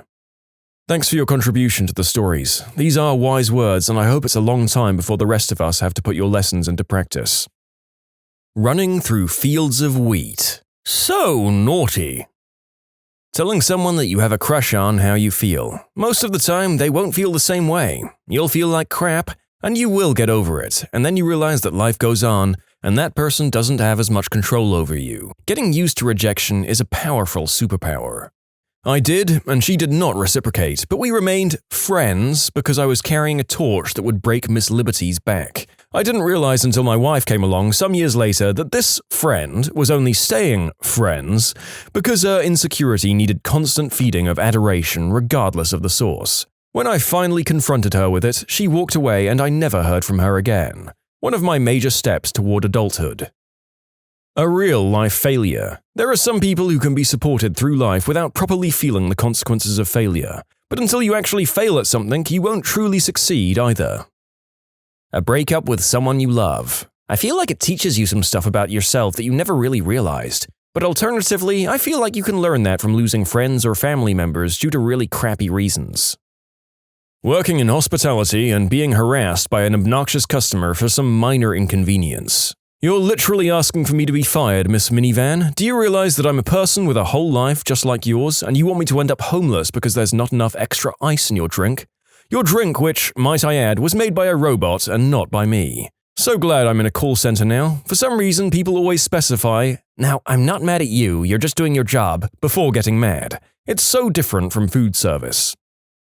Live on a service job or minimum wage for a year. No parents as a safety net, no rich friends you live with, no big savings account you can dig into if you really need it. Nada. None of that, yeah, I totally know what it's like. My lawyer parents made me wash cars and teach yoga for a while to get real-world experience. No, you need to feel the real, present threat of being homeless. Nothing but a crappy job at Popeyes between you and the streets. Know what it's like to run down to the plasma center and sell your blood for gas money. Have to make up excuses to not go out with friends tonight because your paycheck got lost again. Put up with your friends' snide comments when you only eat half your 10-inch pizza and box the rest for home because you'd like to have lunch tomorrow. Know what it's like to have your employment put at risk by some snot-nosed rich teenage customer who decides your service wasn't fast enough.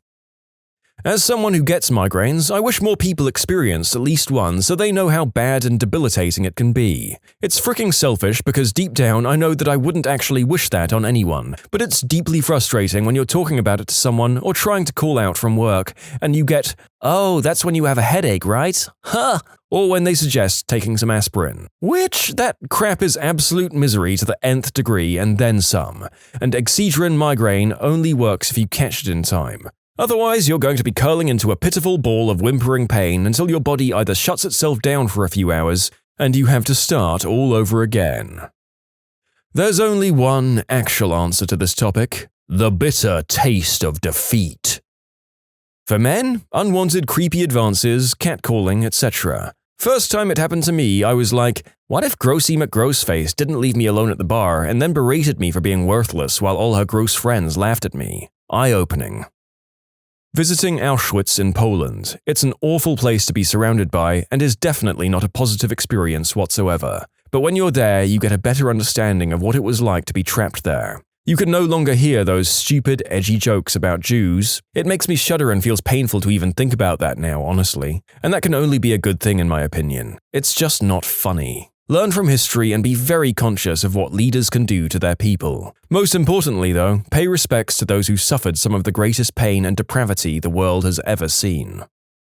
What's it like being friends with an influencer in real life? Awful. One of my best friends fell real hard into Instagram. And for a few years it was tolerable and understandable, albeit strange and annoying. Everything needed to be documented in specific ways, so lots and lots of photos, even if it took away from the moment. But the strange part was how, when it happened, she'd share things, and the captions always told a slightly different story than what actually happened. Like, just off enough for me and my other friends to say, huh, that has a weird quality to it. Fast forward a couple of years, and she gets engaged. Boom! This was the catalyst for the worst of the influencer mentality to come out. I was in the bridal party, and it was a nightmare. No gratitude, just demands. Demands for expensive trips and expensive parties, and all kinds of things that were above and beyond the means of her closest friends. And all the demands were because she had a following and had certain expectations to meet.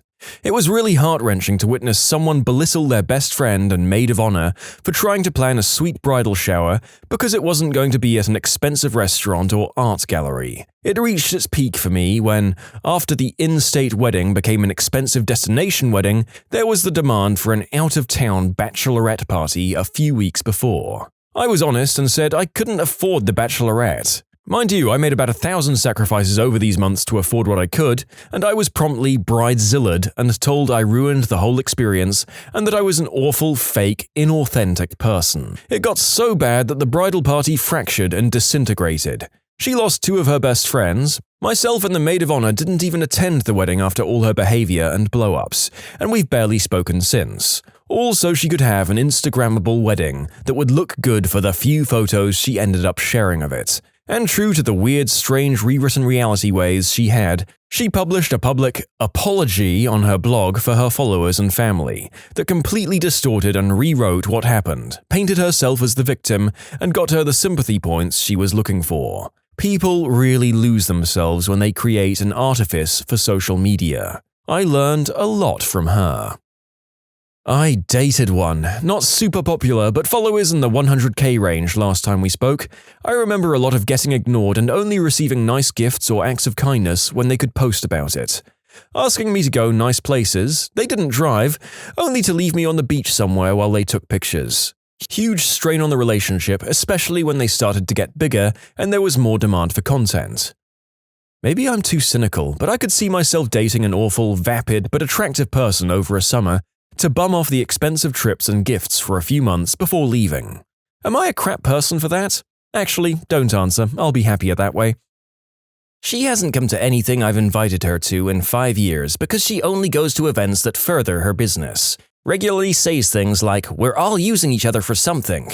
Sometimes she texts me the exact same thing, word for word, over a couple of days, and it's obvious she just copy-pastes the same thing and sends it to all of us and then forgets who she sent it to. She still reaches out to me multiple times a year and claims I'm one of her best friends, but it sure doesn't feel like it. I've told her as much, but she just says, "This is my life now, my business comes first, and if you can't accept that, then I guess you're not a real friend."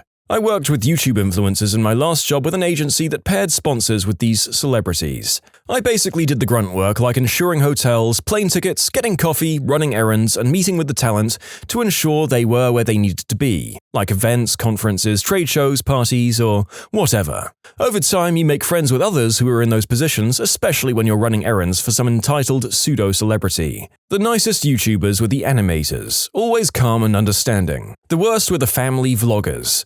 I've met all the big ones, and I never met one that wasn't a completely different person off camera. The kids are always spoiled, and no one disciplines them, so they're running around breaking things or acting like idiots. And no one can yell at them lest their influencer parents find out. A close second is makeup YouTubers. Pretty mundane, honestly. My friend is conventionally attractive, and if you look at her social media, you'd think she were a supermodel millionaire who goes on tons of trips.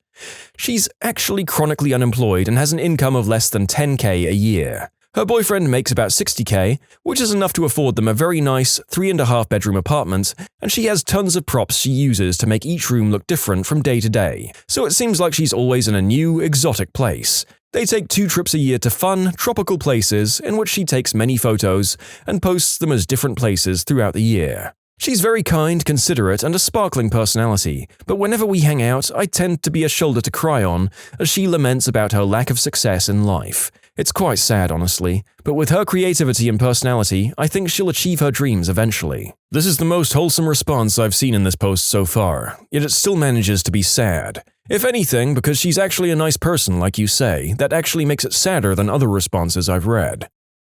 It's annoying as frick. One of my buddies is constantly filming everything we do and posting it. It's to the point where people walk up to me on the street and ask me about him because they've seen me in his posts. I have no idea who they are. It dominates everything he does and has severely impacted his personal relationships. He can't keep a girlfriend, and it's clearly related to this obsession of his. He does occasionally get some cool stuff out of it, though. After pretty much kicking him out of my life because I don't want to be continually posted online, we come to an understanding that when he's about to take a pic or video, he hands me the phone so I'm not in the shot. That works okay for me. Friends with a high-profile athlete who's pretty popular on Insta. He's always on the phone and never lives in the moment. If we're doing anything fun, well, it basically didn't happen unless the world knows about it. It's just annoying. I can't imagine living for the approval or satisfaction of others. This was my ex-girlfriend. I couldn't eat before she took a dozen pictures. We went hiking and had to turn around less than a mile in, since she spent an hour taking photos and posting videos. Service connection wasn't good enough, so we went to the trail ahead. She had to post, or else people are gonna think I'm broke or depressed and they need to know I'm traveling. She lived her life through her phone.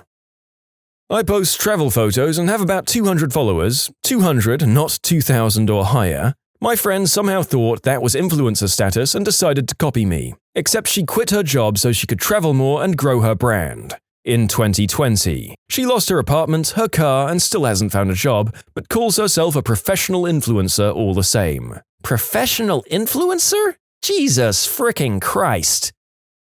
I know a wannabe influencer. She'll reply to her own posts from her husband's account praising herself. Then she'll reply to those posts as herself thanking him. It's hilarious, like Inception for Facebook. Apparently, this is not uncommon. I frequent a gossip blog that has a handful of crackpot commenters who, savvier members claim, have created multiple accounts to start drama and argue with themselves and others. The same individual has been accused of this multiple times, and the accusers seem pretty positive about it. It's a major disruption and a pain in the butt for those of us who just go there to read the blind items and guess the celebrity talk or some standard trash. At one point, the site master had to rejigger the whole site to implement a new commenting platform so we could self-regulate. It's a shame. We lost almost 10 years of historical comments with accurate, juicy details as a result. Hey, don't judge me, we all have our weird little communities, right? Ugh, fabricating workplace drama with yourself? That's enough internet for the human race, I think. Let's burn it all down. Oh wait, I need it for my job. Damn it! Anyone want to buy cassette tapes of these videos from me via snail mail instead? To be honest, it's really crap to be friends with one. I feel like I've been completely forgotten about and like I don't matter anymore. I think that's just some weird misguided jealousy, but it still hurts because I miss talking to my friend. Depending on how far down the narcissism hole you think your friend has gone versus how normal they still are, it could be worthwhile having a chat about it or sending a brief text like, "Hey, hope you're rocking your online life. I miss chilling like we used to, and I'd love to hang out off the grid sometime. Let me know if you're down." But I don't know, that could be too cringe. I mean, I threw up a little at the rocking your online life part, but it is great advice, for most of these posts actually. Sad. In the beginning, they started because they got offers from brands because they were so popular on Instagram, and it was a lot of fun for them. Now they don't ever post pictures or videos without a filter. Rarely ever like a picture on the first try, and don't you dare post any pictures of them without getting their approval for it. Imagine trying to get a group picture with all of your friends for your birthday, but having to take almost 100 shots to get that one of your influencer friend that they're happy with. Also, in the beginning, I would like and comment on all of their posts, but now that's not enough. They expect me to message it to others, share it on my stories and my page, something about the new algorithms and likes not being important anymore. I hate posting stuff to my page, but I do it anyway to be supportive. It's so tiring. They do get free things sometimes though, that they sometimes share with me. Not worth it in my opinion. My cousin is a wannabe influencer. She kept denying family photos at a birthday party, so her mum told her just not to be in pictures anymore. Haha, idiot got a reality check. So incredibly annoying. I actually ended up cutting her off because everything had to be a photo opportunity. We could never just go out to lunch or see a movie without it turning into a photo shoot. She never did anything with our friend group unless it was aesthetic. And even then, she was so focused on getting us to take photos that A, she didn't get to enjoy the activity, and B, it started bringing everyone else down because they couldn't participate either. And this sounds so petty, but she could never just show up in a t-shirt and leggings. Because photos, obviously. Like even sleepovers and movie nights had to be a big production, and sometimes you just need to stuff your face with popcorn and look like a slob. It's good for the soul. She'd also complain a lot about how hard her job was. Our friendship group at the time consisted of an EMT, 2 nurses, a teacher, and me who was juggling university, tutoring, and working retail. Like, I'm sure she had challenges and all jobs are hard sometimes, but girl, you get paid to take selfies with free stuff and show up at events looking pretty.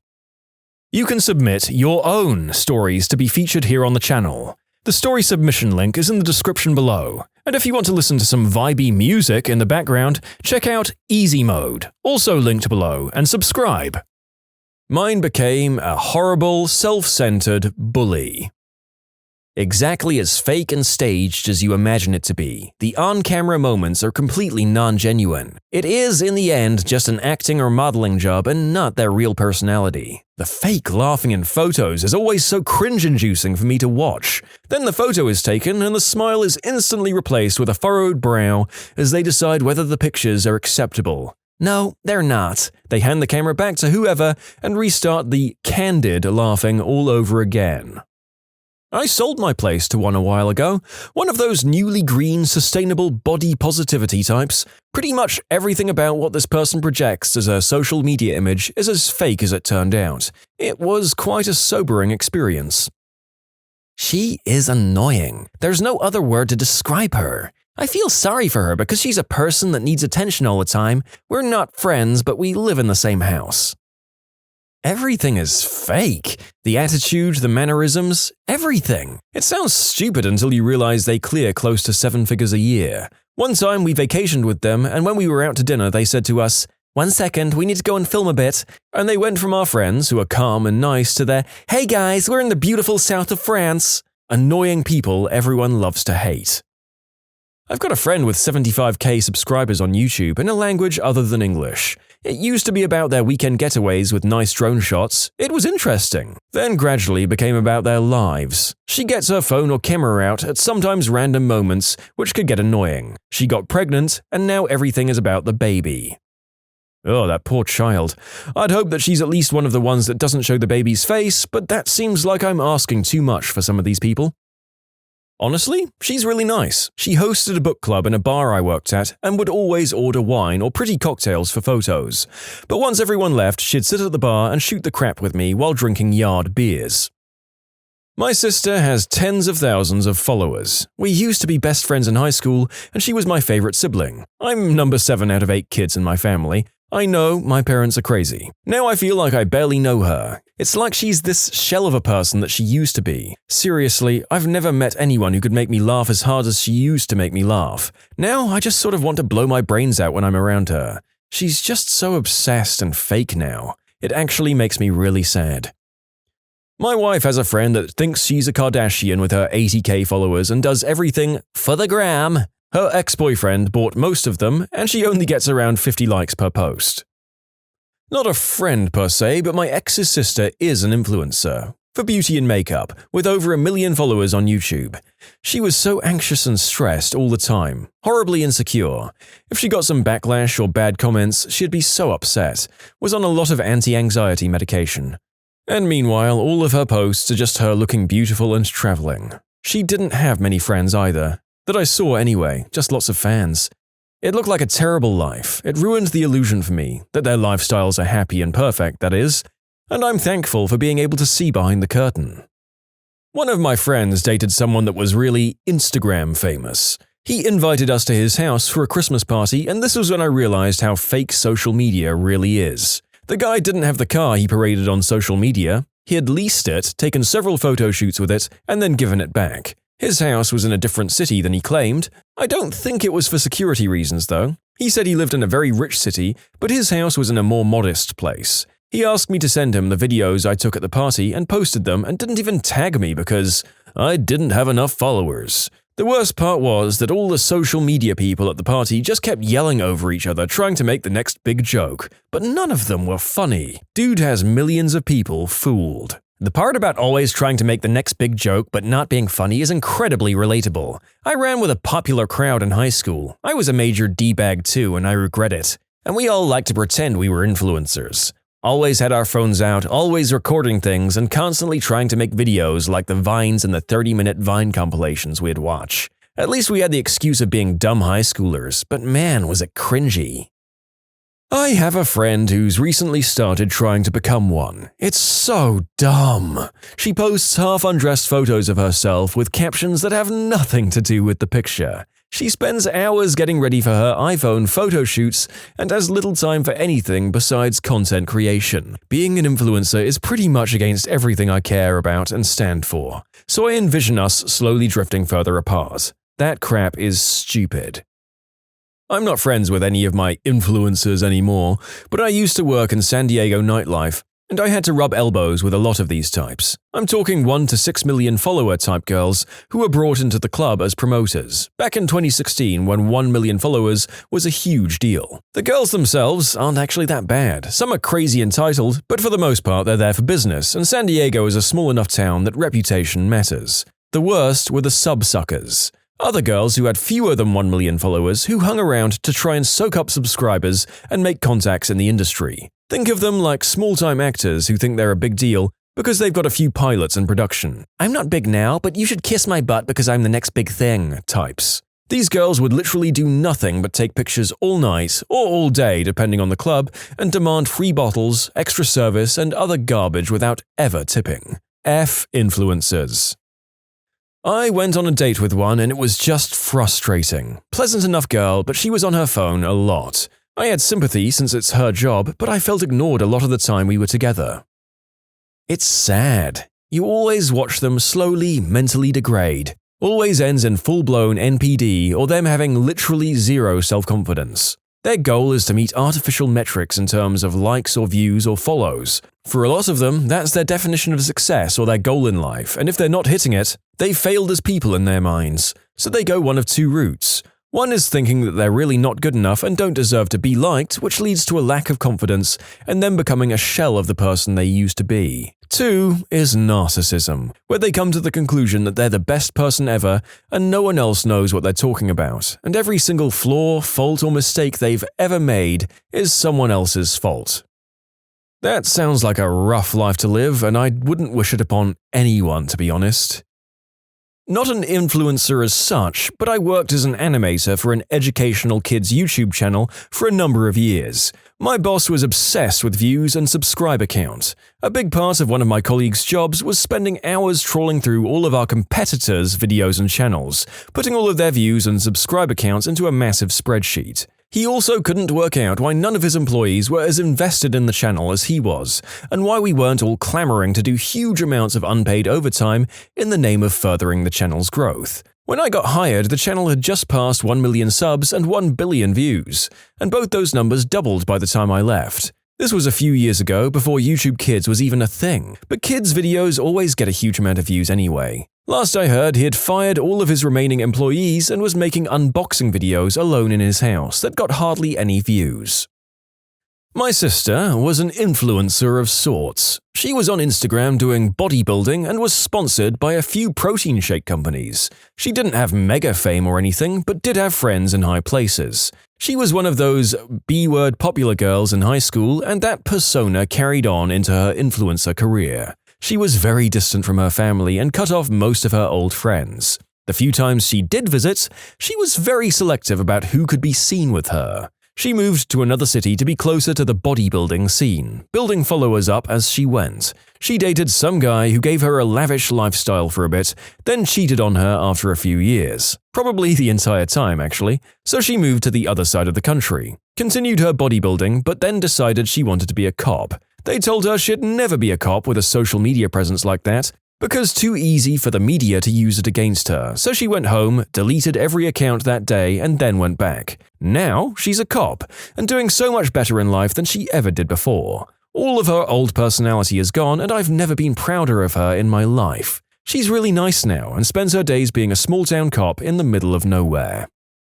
I've driven 3 hours, hiked 1 hour so they could take a couple of photos over about 5 minutes and then whined that they were ready to go home. Sometimes they'll buy unhealthy but grammable food, take photos of them licking it, and then throw it out. I also have a friend who, when overseas, will set alarms for like 3 a.m. to wake up and post their photos from the day at the peak time back home. I haven't seen them for a while. My cousin is a moderately successful Instagram model and she absolutely hates it. She hates her fans, finds them all cringy and pathetic, hates the drama, and how PC it all is. In real life, she's very conservative and traditional. Only does it because it's the only way she can make money. She dropped out of school and endorsing products and taking pictures of herself is the only way she knows how to pay rent. In real life, she's basically the complete opposite of the happy, bubbly, ditzy girl she plays online. And we often laugh over some of the messages she receives, including proposals and women angry that their sons or husbands are following her. How do people not realize it's all an act? I mean, damn, it took all of 15 picoseconds of my girlfriend showing me people she follows on Instagram to realize these aren't authentic people living realistic lives. And I'm a frickin' moron. He was cool, but at the same time, difficult. Get him alone and he was okay, but go out places with him and he started unnecessary drama and was super emotional. I ended up not being friends with him after a convention we went to because he caused a lot of trouble for me and my friends. It sucked because I was the one who intervened and allowed him to stay, and all of my friends were super upset with him, so I felt like I allowed a lot of the issues. I hope he's doing okay though. What is the worst advice you've ever received in your life? Don't quit your job at Walmart. You've been here for 3 years. Just 7 more and you'll be fully vested in the company. Ugh, one thing I just remembered about that job. We had a manager who, since the time I started working there, couldn't speak above a whisper no matter how hard she tried. It had been like this for years. 2 years after I was hired, she finally found a doctor who figured out the problem. Apparently, if you're stressed out every single day for years on end, it can cause a psychogenic voice disorder. He ordered her to take 3 months off work. When she came back, she could speak normally. When I was in high school, I had a friend who was not the smartest. I remember him telling me if I didn't want to get a woman pregnant, then she should be on top so the semen can't flow up. He became a father his sophomore year. You know, son, there's really no such thing as cheating if you aren't married. The Bible doesn't recognize any relationship that isn't bound in the covenant of the Lord. So until you're married, relationships don't really exist. Thanks, Dad. You just indirectly explained why you're on your third marriage. Had an uncle tell me that men could be allowed to fool around in relationships, as it was their impulse to have as many children as possible. And women, well, look at a man other than your husband and you're a prostitute. I have some questionable family members. I called Kids Help Phone when I was a teen to ask for advice on how to help my depressed friend. They advised I find new friends. I wish I was making this up. To clarify, the conversation was very short. I explained my friend had been struggling, depressed, and with no motivation and isolating herself from others. Along those lines, it was a while back, and I asked what I could do. The only piece of advice they gave me was, let her sort it out on her own, and find new friends. That's it. Nothing to interpret or misinterpret, I don't think. We remained friends though, and she's alright now. Get used to it, my old boss told me when my 8-hour day shift job changed to a variable 8 to 10-hour night shift. This would effectively remove me from spending time with my wife and young children. I took his advice as a catalyst to engineer the greatest adventure of my life. Transferred to a job across country, hugely upgraded my living conditions for my family. New boss completely understood the demands of a parent and adjusted my work schedule accordingly. I'm so thankful for my new boss, but I'm even more thankful for the old one, for giving me the worst advice I've ever received in my life. There you go. Kinda seemed like the first boss might have been burnt out on their own life to be that callous about yours. You deserve your best life, folks. When my marriage was on the rocks, my dad said, son, go out and find yourself an older woman that just wants to frick and keep your marriage. She, my wife, doesn't have to know and you'll be getting laid and the older woman will just be happy without a commitment. Thankfully, I didn't go that route and my marriage is repaired and stronger than ever today. Oh, but the old lady who just wants to F is still lonely. Stop being so selfish. It looks like you're using an ad blocker. Please turn it off to continue viewing this page. I mentioned in passing that my boyfriend suffered from a terrible Charlie horse in the middle of the night. My bizarre space cadet of a coworker heard this and immediately interjected, frantically explaining that I needed to get him to a hospital because this was a surefire symptom of pregnancy. She also recommended that I call the news because my boyfriend is, well, a man. I guess she thought history was about to go down. Spoiler alert, he wasn't pregnant.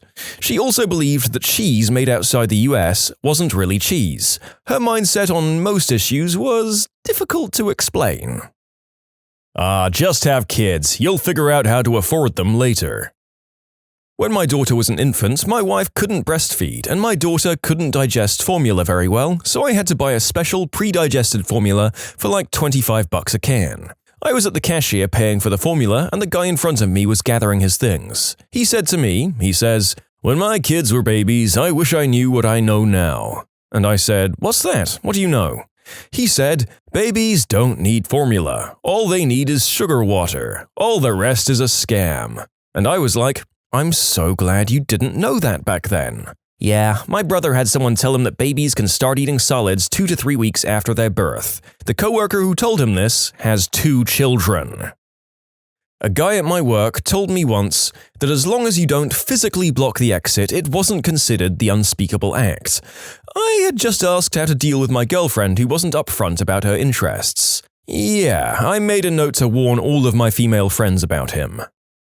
My high school guidance counselor said that I wasn't college material, and I took her advice and started the process of joining the Marines with my friends, who were also told this. My chemistry teacher at the time scheduled a substitute, personally drove me to a nearby college, and sat there with me while I spoke with admissions. Fast forward a few years, and after receiving a chemistry and chemical engineering dual degree and then going on to get a PhD in chemical engineering, I'd say that guidance counselor knew crap all. Just listen to your academic advisor, they know what they're doing. Thousands of dollars added to cost of education, an extra senior year, and a withdrawal on record. Seriously, don't be afraid to push back on your advisors if you're concerned about what they say or do. Just don't fight back. Men act like that because they want to assert dominance. As soon as he realizes you've accepted his behavior, he'll leave you alone. The hard and fast rule for any human relationship is that any bullcrap you accept early on in that relationship sets you up to get even more bullcrap in the future. Guaranteed. I have an open door policy, so don't hesitate to see me if you have any issues at all. I learned the hard way never to trust any boss or HR rep that says that crap. Utilizing open door policies is a damn good way to get fired for being a troublemaker. I'm having an issue at work. My boss is a major creep to every woman. Doesn't matter how old or young. My coworker and I were talking about reporting him to HR because they have an anonymous line you can call. However, HR says nothing will ever come of an anonymous tip because they need to be able to have your name and interview you. Otherwise, people would just be calling in fake information about anyone they don't like. Nobody wants to be the first one that steps up and has their name out there and get in trouble. I just got promoted to my dream position by him, so I definitely don't want to risk it. Yep, sadly enough, I've heard that in most American companies, the last thing you want to do is complain about a higher-up to HR. I hope that's flawed advice and that most of you find otherwise, but it's what I've heard. They exist to protect the company they work for. When I was little, I told my mom that I was sad because some kids were bullying me. She said I should tell them that when they bullied me, it hurt me inside and that they'd stop. I did what she said. This was bad advice. They did not stop. I know someone who taught her 5-year-old to tell people, "You're making me very angry." Yeah, that worked out really well. Don't go through chemotherapy, eat this nut and berry mix instead, said my younger sister when she visited me in hospital when I went for febrile neutropenia, which means no white blood cells and I had a fever. She also showed up claiming to have bronchitis and didn't wear a mask and full-on hugged me. Yeah, she's a piece of work. Even knowing what I do now about what it would do to my reproductive health, in short, permanent menopause at 26, I'd still go with chemotherapy 1,100%. I was going to die without it, with a 100% guarantee. I'd be dead by the time I turned 27. My life is more important than my ability to have children the old-fashioned way. I should clarify I was diagnosed with diffuse large B-cell lymphoma, co-classified with bulky disease, and was receiving chemo for it. The febrile neutropenia was a side effect of the treatment. Holistic people are the most fun, aren't they? This leaf from Tanzania will cure you of your life-threatening disease, and it's all natural. My psychiatrist told me I could stop taking the SNRI antidepressants I was on more or less cold turkey. It was technically safe, but holy crap, it was a tough couple of weeks. Partly because of unpleasant physical sensations and partly because it was the closest to actual crazy I'd ever felt. Buy a house in 2006. It'll be the best decision you ever make. It was the worst decision they ever made. When I found out I was pregnant with my youngest son, my mum and her boyfriend told me to abort. Not because I couldn't afford the baby or that there was something wrong with him, but because my mum was going through menopause and didn't want to be reminded that she couldn't have any more kids. Just open another credit card. It's free money. Coming from my friend who is in thousands of dollars worth of debt and has no idea she will eventually have to pay that off. Also, another gem. This same girl thought she would get a marketing job right out of college that would pay her $70K a year, and she wouldn't take anything less because she'd be selling myself short. Don't be afraid to seek help at mental health. It won't adversely affect your Air Force career. I've been turned down for 2 amazing job opportunities because of my visits to mental health. To clarify, I'm already in the Air Force. I saw mental health for depression and anxiety-related issues, and was later rejected for new jobs with the Air Force because of those visits, despite assurances to and endorsements by several providers stating that my issues had been resolved. The last couple of years of my life and career have been immensely frustrating, and it's put me in a dark place that I haven't really been able to escape since. I'm not planning to do anything stupid, don't get me wrong, but it's hard to see the proverbial light lately. I'm not giving up. I think I'm too stubborn to do that. But I've come to realize that I'm probably going to be here for a while, so I might as well make myself comfortable. You can submit your own stories to be featured here on the channel. The story submission link is in the description below. And if you want to listen to some vibey music in the background, check out easymode, also linked below, and subscribe. In my final semester of college, my insanely jealous, distraught mother called me to make one last plea to get me to drop out. She went on to say, "What would you do if you had to watch helplessly as your own daughter threw her life away and became a nurse?" By the way, she married an elementary school dropout and was a bitter retail worker. She couldn't handle watching me be the first in my family to graduate from college and make something of myself, and she dealt with it by constantly shaming me. If I scored 99% on something, she complained about the last 1%. If I got 100%, she said I was stupid because I didn't earn bonus marks. We don't talk anymore, and I'm a successful nurse. As is tradition, I received the typical, "Well, I hope you still love her and talk to her. Be the better person," response that survivors of this kind of behavior often receive. If your narcissistic parents won't stop, there's nothing wrong with leaving and never looking back. Yes, even if it's your own mother. This is me being the better person and respecting myself and my children enough to not subject us to her behavior. Sounds familiar? My dad was a bricklayer and his dad was a fabric cutter. I got constant complaining every day about wasting time at school like a posh C-word ever since I was 16 and decided to do A-levels. When I left for university, he told me I wouldn't last a month. I started practicing medicine as a doctor next summer, and he still calls me to tell me all the lads I knew on the council estate have married and had kids and have their own cars. Yeah, Dad, I know I'd have my own van by now if I was a plumber. No, Dad, I know there's nothing wrong with being in the trades or the forces. It's just not for me. Nothing like holding your children back into the exact same path as you despite their dreams lying elsewhere. Keep it up, crappy parents. A friend of mine would always get me to talk about my relationships and would somehow twist the smallest things into seeming like they were really bad, and then suggest that I should break up with them, and I'd be like, "You're right, why am I putting up with this crap?" when it could have been something completely normal. Happened with 3 girls in a row, and it was always the same stuff he said, and I just snapped out of it one day and realized that I'd been the crappy boyfriend, and the reason it didn't work was because of how I was acting after hearing all of these things put into my head. I think he was just jealous because he could never get any girls, but what a weird thing to look back on. Engineer, salaried, married with kid. Also have a master's degree and several years of experience. Vice president of the company advised me to work at McDonald's after work if I wanted to make more money. He even took out his calculator and told me how many hours I should work. That guy was fired about a year after that for bullying employees. I tried to leave but ended up staying and turned down other jobs. Not a bad place to be for now. I spoke about it to a couple of senior executives I trusted at the time. The second worst advice I ever received from the same guy, he tells me, "You have to reward people for putting in extra hours at their work. Do you know how to do that?" Me? Bonuses? He proceeded with opening a Costco-sized bag of Fig Newtons, handed me a bag, got out of his office and started distributing Fig Newtons on the manufacturing floor. This wasn't me personally, but my mum told me that we had a neighbor that used to constantly tell my dad that life insurance was a waste of money and tried to convince him to stop paying for it. Fortunately, my dad was intelligent because he died 5 years later and my family would have been completely destroyed without it.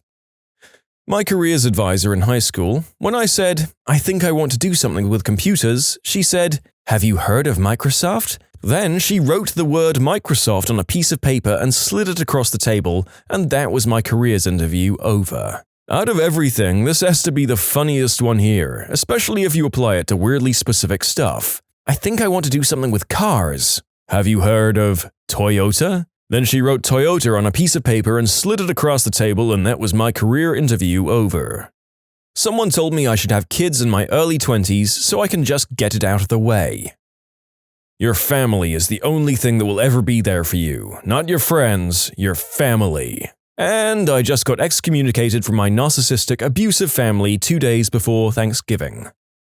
Anything in any romantic comedy ever. Harass the woman you want with unwanted, over-the-top romantic gestures until she falls in love with you. The part that bugs me the most is how they always make the current boyfriend or girlfriend horrible. Most of the time they don't even do anything wrong. They just aren't making their significant other the center of their universe. Stop reading. You read too much. You're going to hurt your eyes. Go watch TV for a while. My grandma, every time she visited, while grabbing the books from my hands, it was like something off The Simpsons. She really said that? My elders had to force me to read. The advice to have children as soon as possible. 8th grade geography exam was coming up and we'd been studying the Middle East. My father had recently returned from Africa where someone had incorrectly informed him that Israel is technically a part of Africa. He was extremely convincing. My teacher literally said, "Jesus, we've been studying this for weeks, kid." So, take a piece of sandpaper and rough your nips up before the baby comes. A coworker to pregnant me about how to feed my kid. I don't have to deal with that eventuality of parenthood, and I'm doubled over in front of my screen in pain after reading that. "Oh, go and see Jack and Jill with Adam Sandler. It's funny," said Todd from accounting. Dear God, there are no words. Did you see it? I assume Todd is dead from having tragically swallowed his own tongue during breakfast. Stop thinking about depression. There are more people who have greater problems than yours. Non-verbatim. It's like saying don't eat food when you're hungry because someone somewhere else is starving. When people told me to ignore the bullies, you don't need to fight them, but standing up for yourself is far better than taking it, internalizing it, and letting it hold you back. My college roommate, drink beer and nothing hard when you party. It fills you up so you'll throw it up before you get alcohol poisoning, and then you can drink more right away. Don't make any friends. Friends will ruin your life. I haven't made any friends and I've ruined my own life just fine, thank you very much. When I was a teenager and had acne, none of the over-the-counter acne medicine was working. My mum brought me to a dermatologist and the medicine they prescribed me was very expensive, so before buying it, my mum searched for any home remedies online. The home remedy she found was to use urine. The way to apply it was worse. My mum went to the store to buy supplies, and for over a month, I would pee into a diaper and place it on my face for 15 minutes as part of my morning routine. Worst advice I've ever taken. When I was about 5 or 6 years old, I was given a Superman cape for my birthday. I was told that it could make me fly. After a few days of not being able to fly, I began to ask people how to make it work. They advised that I needed to find somewhere high up to jump off of. So I started jumping off fences, trees, and then I was told I needed to jump off something taller. I was miserable with the school I was in and wanted to study my dream career. A friend told me that no one does what they like and I should deal with it. I didn't. I did leave and now I'm about to get a degree on the career I love. I know things will be tough, but I don't regret it. In my country, most of us are out of a job, so I figured if I'm going to be unemployed, better be at something I like. Somebody told me that girls like to be smacked around a little. Pro tip, always ask first. Schedule all of your college courses at 8 a.m., then you've got the rest of the day to relax. This works if you're a morning person. Afternoon classes were hell for me, but I loved having 8s. When you're undecided about what to do with your life and people say, do what you're passionate about or love, well, fricking thank you. Like, I'm obviously not that passionate about anything if I've got to ask this question, right? I was advised to go to Bible college and to find myself a godly husband. I didn't take that advice and instead hung out at the engineering college and married an engineer. I had a friend do this. She found a godly husband all right. 3 rehab stints later, years of physical, emotional, and verbal battering, and numerous threats, and she's just now finding the strength to divorce him. When I was fresh out of the Navy and going to college on the GI Bill, my dad tried repeatedly to get me to drop out of college. He honestly thought that pursuing a biology degree at no cost to myself was a waste of my time. It wasn't until I started my master's degree that he was finally supportive of my educational goals. He tells me he's proud of me, and when I remind him that he tried to get me to drop out, he denies it. It's funny how selective parents' memories get when you get older. They never seem to remember anything they did wrong. Just get over it, my mum, anytime I had any sort of emotional, mental, or bullying issue. Your mother was likely told this growing up, and it's the only thing she knows to say in this situation. She probably doesn't even realize it either. My high school guidance counselor told me, "You'll never make a living drawing monsters." I became one of the original artists of Magic the Gathering, created the Prototype franchise, ran various video game franchises for Warner Brothers like Harry Potter and Game of Thrones, created the Delta Green series of books which topped $440K on Kickstarter and BackerKit. These things are filled with monsters, so suck it, Miss Ehrlich. Not me, but I was there when my husband's aunts told him that he needed to be more like his cousin. Everyone knew the cousin was worthless, so it was shocking. At the time, my husband was in college and working full-time in IT, actually doing pretty well for himself, while his cousin had a job at some stadium making $12, which they all thought was great. After their little pep talk, they convinced his mum to agree. That's when I told him I believed in him and they were crazy. 20 years later, my husband is very successful, while the cousin is in prison for inappropriate conduct with minors. Seriously, his aunts were stupid C words. When did an improvement ruin a product? Algorithm-based timelines instead of chronological ones. Cough, Facebook, Instagram. I love seeing posts from 5 days ago at the top of my feed. Facebook mid-video ads. Screw that, personalized ads. It just makes me scroll down my feed. There hasn't been a single video that I hadn't skipped every time an ad comes up. Literally, the second I see that little countdown to an ad pop up, I lose all interest in the video and close it. I hate the new plastic Snapple bottles. Weather.com. It used to provide me with accurate weather forecasts. It is now one giant cesspool of clickbait articles with questionable weather numbers mixed in sporadically. Literally everything about iTunes. Someone once called it a software update utility that also plays music. Someone here has already said Facebook, but I need to make a special mention for Messenger. F you, Messenger. Yes, I know I added a friend because I fricking added them. When a story gets traction, the author generally says, "Oh gosh, this isn't what I want to be remembered for on the internet." For me, this is exactly what I want to be remembered for. F you, Messenger, you piece of crap. Messenger treats us like we're people from commercials. "Hey John, just wanted to let you know I've connected with you on Facebook." Wow, that's great to hear, Simon. Digital cable. Cable used to flip channels instantly. All you had to do was remember a 2-digit number for each channel. Now it takes 30 seconds to load up every channel. That stupid live camera option on Facebook when you swipe left. As someone with mild motor tics, especially with my hands, I'm constantly opening the fricking camera by accident. If I see that dancing guy one more time, I'm going to do nothing and probably still accidentally open that camera 1,000 more times. This comment is from 6 years ago, and the narrator has just tried swiping left a few times to see whether he can make some kind of camera appear, and at the very least it doesn't seem to be a thing on my Facebook app anymore. So maybe they did realize how terrible it was. Now we just have to deal with all the many other things terrible about Facebook. Whatever Yahoo did to Flickr. Yahoo tends to do that. I'm really curious on how Yahoo is turning a profit, or at least had enough presence to make Verizon want them. Yahoo is like that one kid who was super cool freshman year, but by senior year he became the creep selling substances and hitting on middle schoolers. For a search engine, they really don't do their job well. So many ads on their page. F me sideways, the company that got majorly hacked was actually doing pretty well for itself. Who knew? My mouse has pop-ups in the system tray. My mouse has pop-ups in my system tray. ES File Explorer for Android. It used to be a nifty little program. Now it's laden with ads, irritating notifications, etc. A textbook example of bloatware. Skype, the mobile version. It was very practical, simple to use before. Since June or so, it became meh.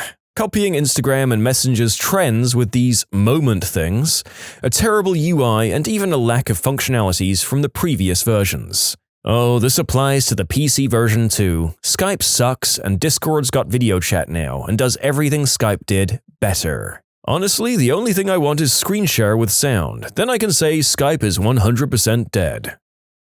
When Hulu announced they'd be updating their interface, I was excited because they have a great content library, but the interface wasn't super good. It feels like they made it worse on purpose. Its dumpster fire of an interface on Android makes me question every person who worked on it. That's how I feel about Amazon Prime on anything but a PC. I know there's good stuff in there, but it's a pain in the butt looking for it.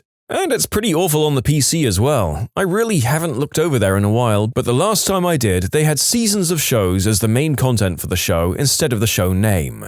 For example, if they had Supernatural over there, instead of searching for Supernatural and finding that show and clicking in to look at seasons, you'd find like 11 separate entries of the show listed Supernatural, season, number, all in alphabetical order. So it looked like this. Supernatural Season 8, Supernatural Season 11, 5, 4, 9, 1, 7, 6. Next page of results, Supernatural Season 10, Season 3, Supernatural Season 2, really fricking helpful all round.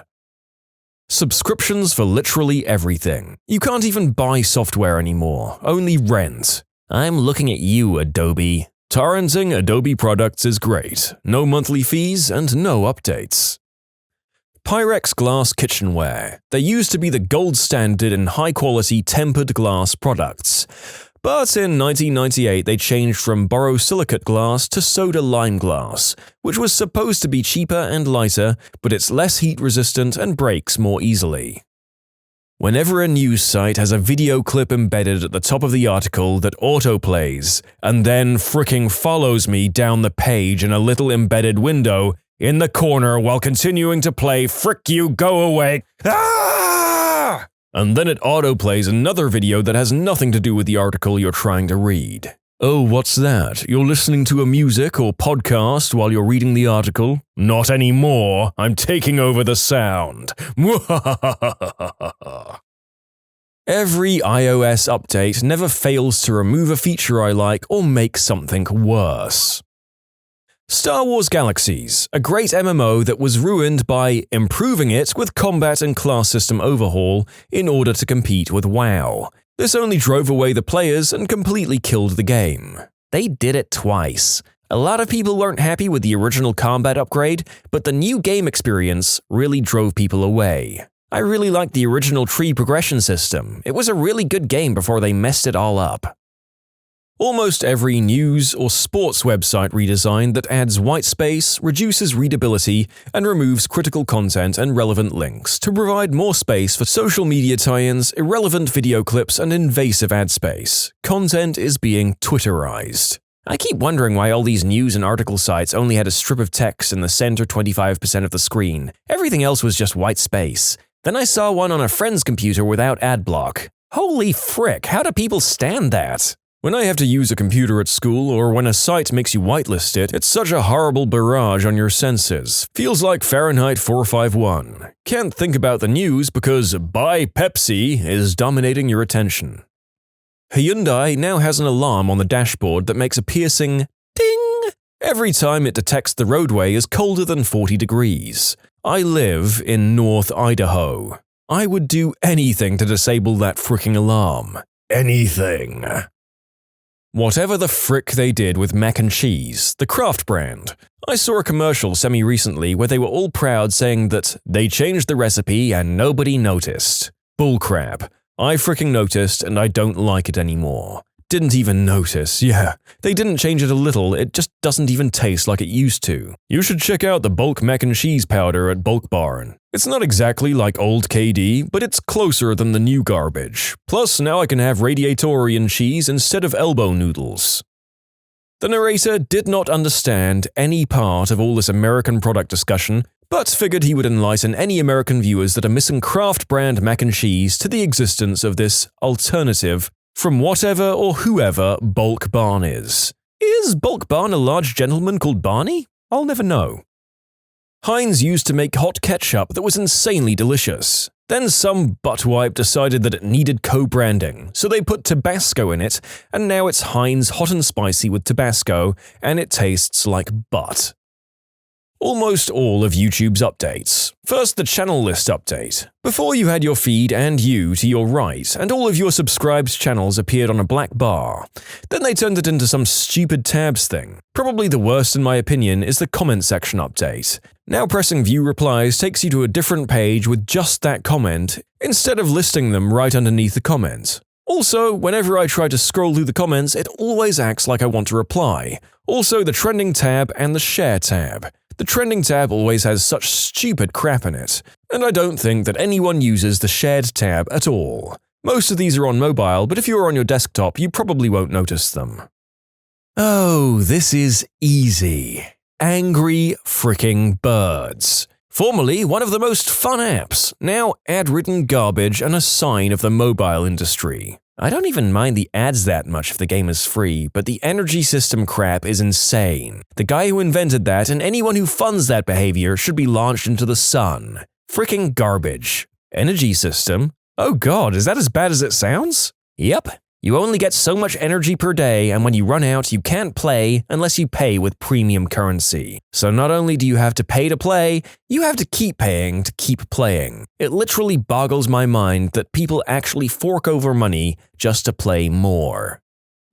Yik Yak used to be a fantastic social media app catered towards college kids a few years ago. It was basically an anonymous Twitter specifically for your geographic location. It was fantastic for news and updates about campus events and seeking help or advice from fellow students. You could even view Yik Yaks at other colleges around the US. Then they decided to add optional usernames, and that started a downward descent into what was essentially a rip-off of Facebook. Users left in droves, and they shut down for good this past summer. It was a shame too, because at its peak it was a must-have for any college kid at a decent-sized school. This sucked for more than just students. I work for a university, and yes, faculty and staff downloaded the app, mostly just for a good laugh. Most of us didn't care what everyone was saying, but what it was fantastic about was an unfiltered forum for real legitimate complaints. I can think of 2 or 3 things that got addressed and resolved more or less as a direct result of the app. It always amazes me that these people are able to go from an app worth millions to killing it in a few short months. Or that whoever made the design choice for usernames wasn't promptly fired when they were overwhelmingly negatively received. Apparently, the best approach was to let them continue down that path instead. You can submit your own stories to be featured here on the channel. The story submission link is in the description below. And if you want to listen to some vibey music in the background, check out easymode, also linked below, and subscribe. I'm convinced hot Cheetos use less and less chili powder over time, and it makes them suck. I'm convinced the same thing happened to Sour Patch Kids. Either they wimped out on the sour, or I became immune to its effects. Imgur requiring you to log in to upload pictures from a phone. Instagram's non-chronological feeds, in my opinion. It annoyed me so much I barely use it anymore. I love checking Facebook and seeing a post from a good friend. I'm having a beer at X. Anyone keen to join me? Posted 2 days ago. Do I go? Will he still be there? Half of the practical uses of social media no longer work. This happens on an almost daily basis on Instagram. I'll see a comic post about a show happening tonight in 10 hours. Plenty of time to make plans and come out. Then I check and the post was from 22 hours ago. Unfortunately, this is the reality of practically every form of social media. It's very difficult to monetize a chronological feed purely with ads, so they change it to top liked or something else, which is very easy to monetize. Just give us some money and we'll make sure your post stays at the top of your followers' feed for 24 hours. Car alarms. Not once have I heard one and thought, my God, someone is breaking into that car. I hear it and go, who effed up now? My friend borrowed his wife's car and accidentally set the alarm off at a gas station. He couldn't figure out how to get it to turn off, and the manual for the car wasn't in the car for some reason, so he just drove it home with the alarm blaring the whole time. No one stopped him or did anything. They completely ignored it. LinkedIn after their design overhaul. You used to just be able to scroll down to browse through a person's projects, awards, and achievements. Now, entire sections are reduced to just 1-sentence-long, vague descriptions. And the profiles just look fugly now. You have huge amounts of white space and teeny tiny little profile pictures, which are now circular too, to make it even more awkward. Not sure what I was supposed to improve, but I freaking hate how half the space on modern smartphones is eaten up by apps I don't use and can't uninstall. Yes. Frick that, man. It's basically a false advertisement. Yeah, here's our 16GB phone, but 11GB are all apps you never use and can't delete. Still 16GB though. Have fun with your 2 whole apps of your choice. Maybe the narrator is a freak, but he's never once in his life, from the first iPhone to his modern Samsung, used up all the storage on his device. Is that weird? Anything Facebook does. Remember when Facebook was chronological and genuinely about what you and your mates were up to? And now it's just glorified cloud storage for memes, financed by irrelevant ads. Don't get me wrong, man likes a meme. It's just not why I joined some 8 years ago. Do you want a rip-off of Snapchat story on your phone? Do you want every photo you take to give you a forced pop-up asking you to want to add this? Do you want listing yourself as going to an event to automatically create a dummy chat with everyone else listed as going? Do you want every friend request to create a dummy chat? Do you want swiping down on the app, the universal refresh motion, to instead open a camera? No? Well, tough crap, because you're getting it anyway. For real, I don't need my eggplant pics popping up on Facebook asking if I want to post them. No, I'm good, thanks. Microtransactions in console games. I get it in Facebook games and mobile games that are free, but in a game I've already paid $60 for, it's some BS. It puts people who don't want to pay more at a competitive disadvantage. They act like they're kindly offering us a shortcut, but microtransactions always make the game drag more, because they want to make you frustrated with a lack of progress, so you'll buy a booster pack or some crap. Same goes for pre-order bonuses and Day 1 DLC. They want to make you pay extra for that stuff that should already be in the game. Like, before I was fine paying like $5 for some good maps way after the game was released. Now though, they plan out selling you the game in pieces. It's ridiculous. Also, the games that make you grind so much, you're willing to buy whatever the frick it is. Frick the game industry, man. Microsoft buying out Skype. Skype has turned into a crappier version of the retired MSN. I exclusively use Discord now. There's actually a German word for this whole concept. Verschlimmbesserung, meaning an improvement that makes something worse. I'd say the iPhone, and now Pixel losing the headphone jack, is a great example of this. I think some video game patches are examples as well, when the balance or mechanical changes alter something you enjoyed about a game. Whatever the frick they did to honeycomb cereal. I bought one box and I'm never buying it again. New bigger honey taste, my butt. Yes. Why? Why would you do such a horrible thing to a delicious cereal?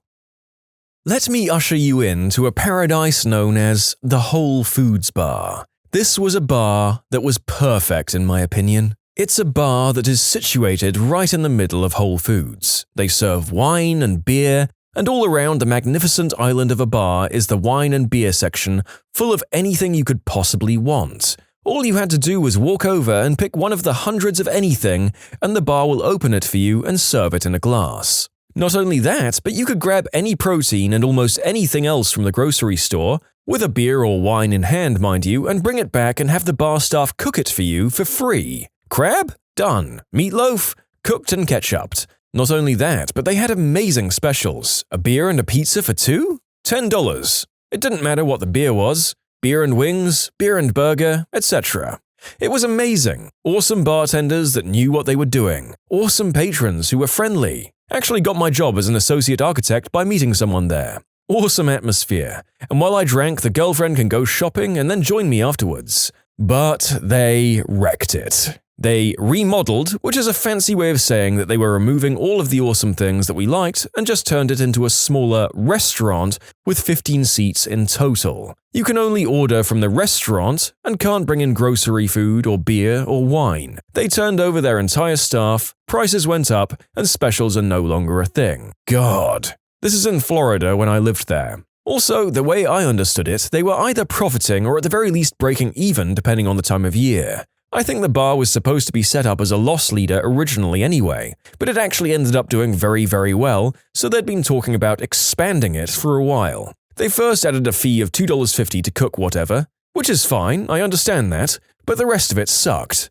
I do not shop at Whole Foods anymore, it was out of the way and the prices aren't the best. I'm sure they lost a lot of other customers like me. Well, having the workers cook the food you just bought off the shelf sounds way too good to be true in the first place.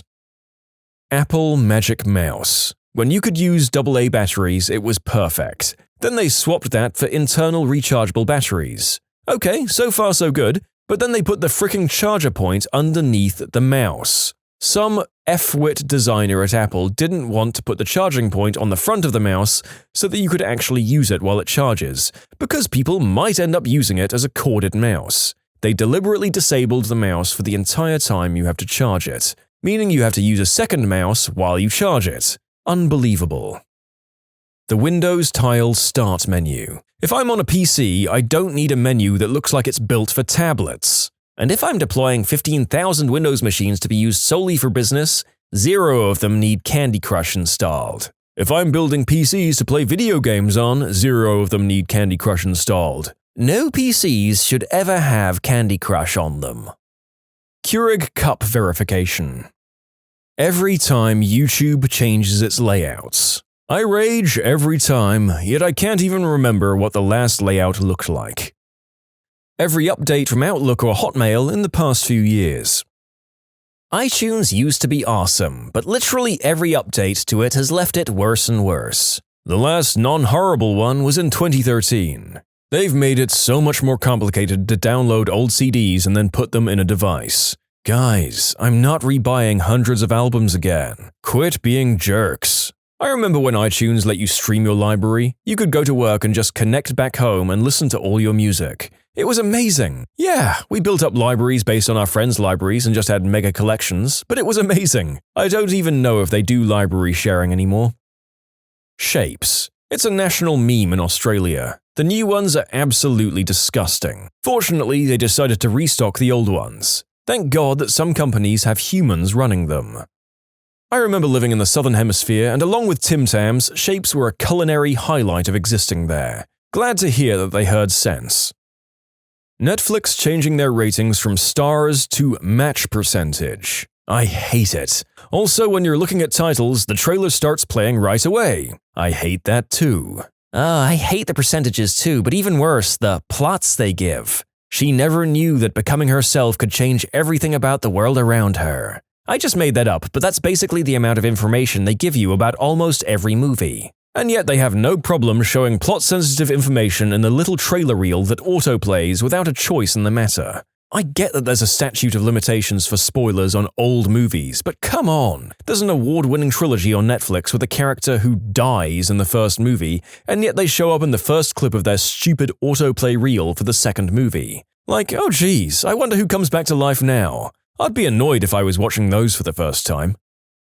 UIs that have all of the options and buttons tucked away to make it look clean and minimal. It's like every designer is afraid of showing users more than 8 buttons at a time, even if it isn't practical. CNN and BBC autoplay videos. CNN is particularly egregious because the video follows you as you scroll through the article. Replacing the waxed paper wrappers on Reese's peanut butter cups with plastic ones prevented them from drying out, but it also made them wet and oily. Give me the old, slightly crunchy, slightly bloomed version any day. Also, Hershey's chocolate bars are nothing like the ones from the 1970s, partially for similar reasons. Removing the broken footstep tracker in Pokemon Go. It worked originally, so instead of fixing it, they spent months making a crappier one. That whole app is filled with improvements. They were so focused on adding codes to prevent third-party tracking that they made the game unnecessarily more demanding on your hardware. Walks out of a building? Are you a passenger? Switching Coke from glass bottles to plastic. Plastic is the worst when drinking it. Glass is the best and keeps it cooler. Aluminium cans are second best. Plastic last by far. Costco smoothies. Growing up, they were amazing. Suddenly, this year they came out with a healthier version that tasted like crap.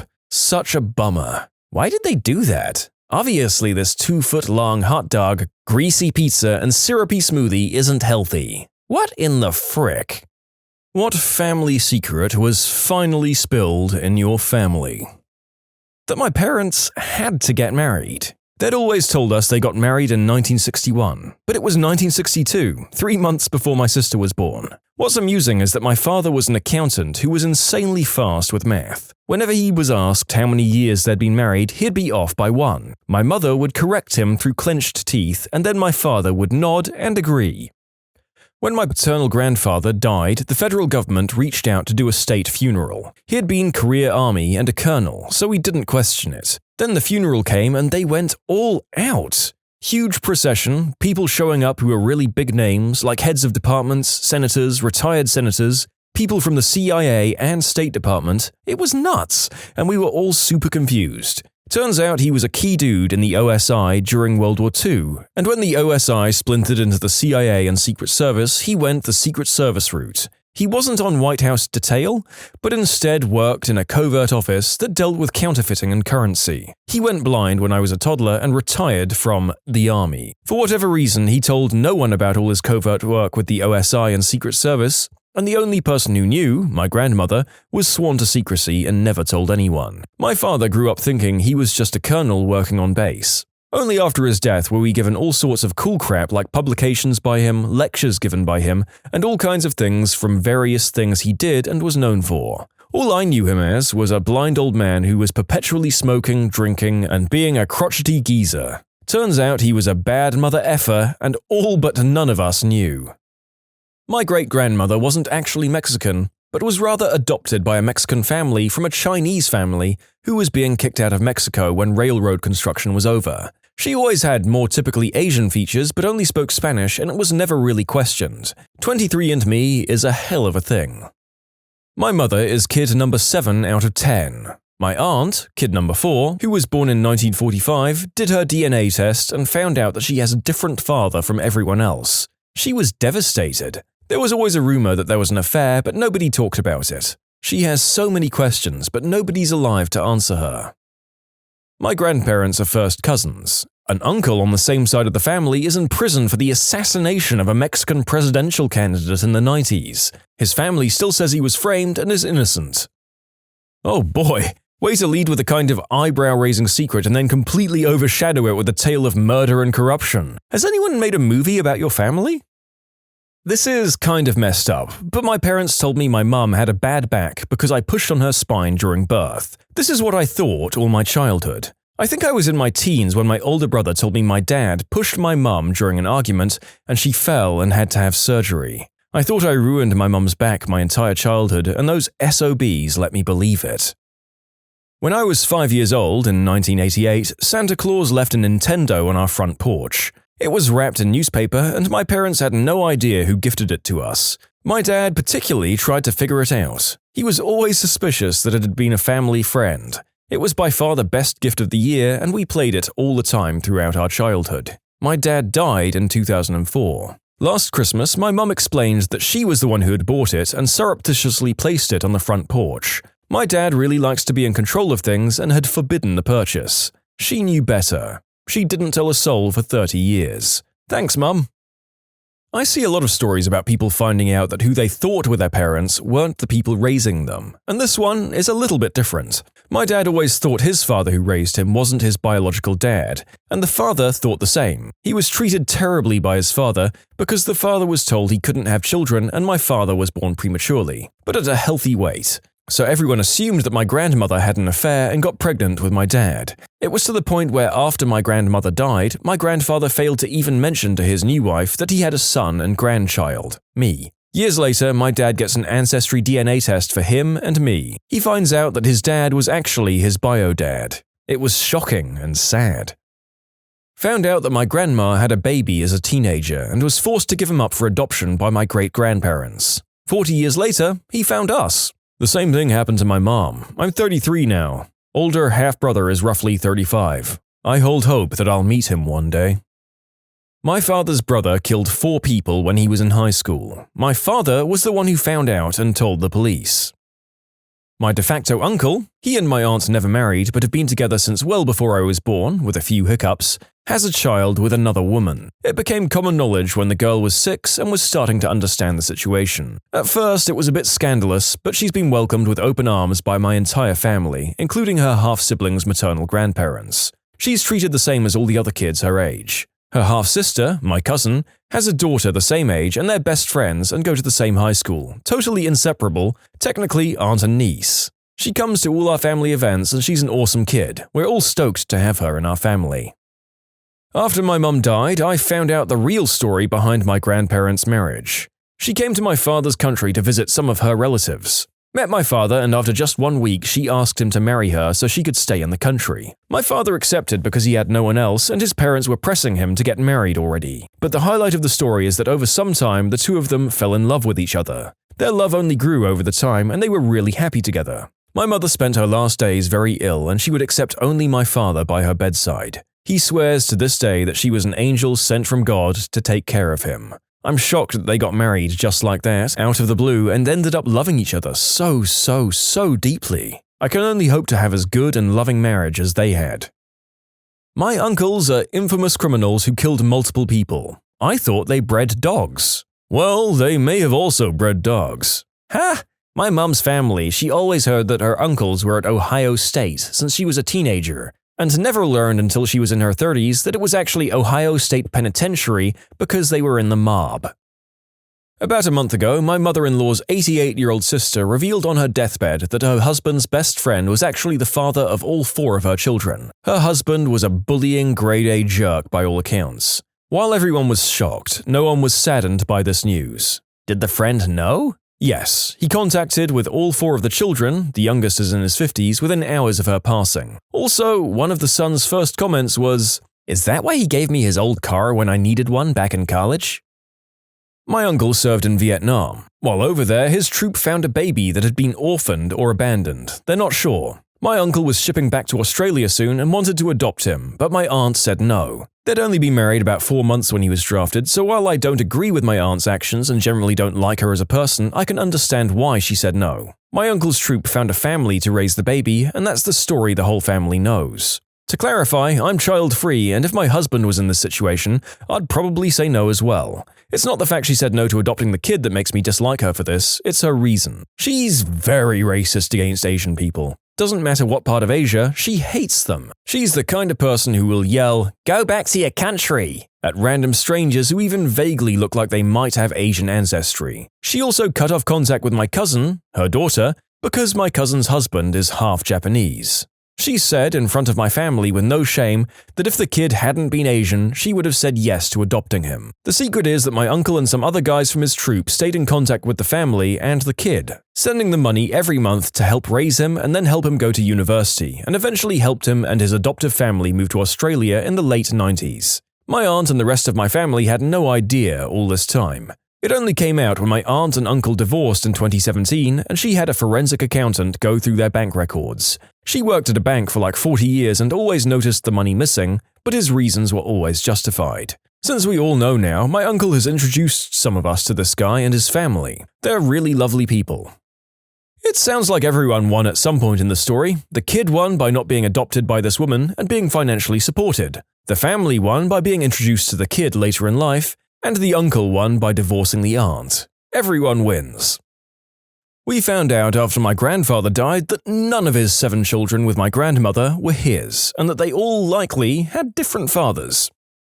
I only just recently heard about this, but my grandmother had gotten a little drunk with my dad and brother a month or so ago and started talking about our great-uncle Ferber. And from what I heard, he apparently killed quite a few people and buried them on some family-owned land in a swamp.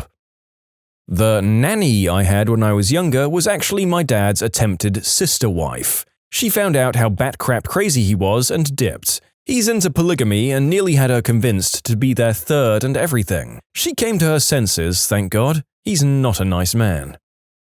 My great-grandfather didn't die of cancer. He died from complications after being shot when one of his businesses was being robbed. Or so we'd heard. He also spent a lot of time in Atlantic City. He also had a lot of partners in Teamsters and other unions in coal country. Also, everyone called him Smiling Tony, but his name wasn't Tony. He died in the 60s, long before my time, but when my great-grandmother died 20 years ago, a very old guy showed up to the funeral in a white suit and all of the oldest people in my family kissed his hand. When I asked, no one knew who he was. My grandfather moved his family away from central Pennsylvania in the late 60s and disconnected from all of this. But there it is. I always wonder how long it will be before my neighbors figure out their daddy is a dealer or a little crooked. There was that one time in Christmas he got shot in the leg stealing from a farm and hobbled around for weeks. He's trying to go straight right now. I heard an absolute blowout fight like 2 months ago. As soon as the bigger kids left with the grandparents, the missus was smoking ice in the house, and he screamed at her about not doing that in the house, not wanting the kids to see. You can submit your own stories to be featured here on the channel. The story submission link is in the description below, and if you want to listen to some vibey music in the background, check out easymode, also linked below, and subscribe. When I was 28, I found out that my dad was not my biological father. The news came out via the following. My dad was battling depression and a number of other serious problems, so I had just flown home to try and take care of him and rescue him from my mum's wrath. My mum had verbally and emotionally beaten him down during their entire relationship. He loved her so much and he tolerated it. Well, during a solemn walk with my dad, as I tried to help him out, he confided that he's not my bio-dad. And he went on to tell me that he knew this all along, but my mum lied to him and tried to convince him that he was my bio-dad. He knew he wasn't, but he wanted to play the role. When I was 10 years old, my mum finally confessed this to him, and he was worried that upon hearing the news officially, he'd somehow let this affect his relationship with me. So when I was 28 years old, during this walk with my dad, as he pours out the story to me, he frames it by telling me that his two most proud moments in his life are 1. How I turned out and his raising me, and 2. That he had completely forgotten about the news my mum told him earlier in that day, when I was 10, about him not being my bio dad, and that it was only upon tucking me in at night, when I was 10, that it briefly crossed his mind. It was at that point that he knew nothing would ever come between us and our father-son relationship would be as awesome as ever. He also confided that my mum did hard substances while pregnant with me, and this broke his heart to witness firsthand.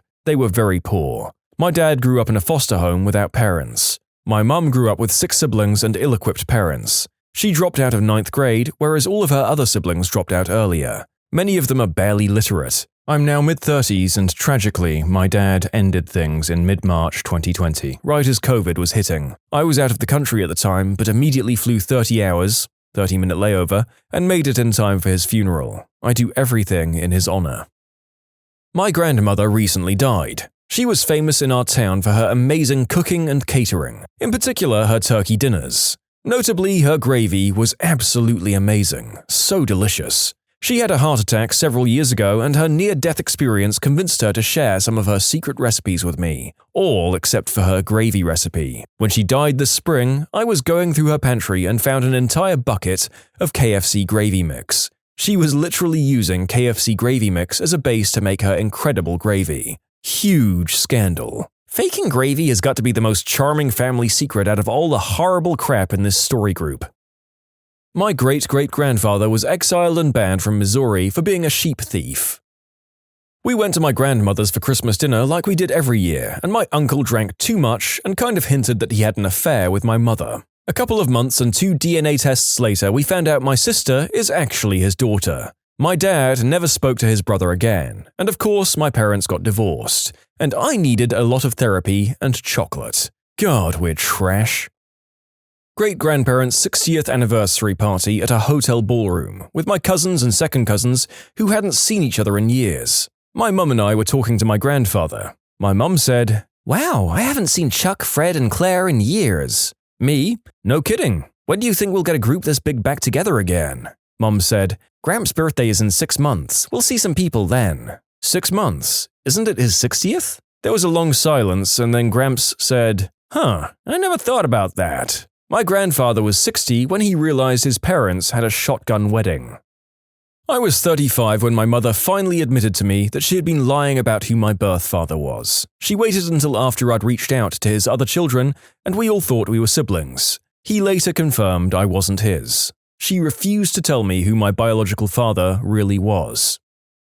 When my sister was diagnosed with cancer and her survival chances were low, it inevitably came out that she wasn't my sister. My parents must have felt we should all know the truth just in case. She survived treatment and will always be my sister. I found out my uncle is actually my brother, but my mum had him when she was so young that my grandparents raised him. Due to 23andMe, my dad learned that his recently deceased father wasn't actually his bio dad. It wasn't a situation related to grandma cheating either, it was a donation, so they knew this was the case his entire life. Pretty crazy that they never told him. His parents didn't pass until he was 65 years old. Talk about a curveball. Well, we all knew that there would be a bunch of infidelity and surprise relatives in this particular story grouping, so excuse me for choosing one of the few that wasn't depressing.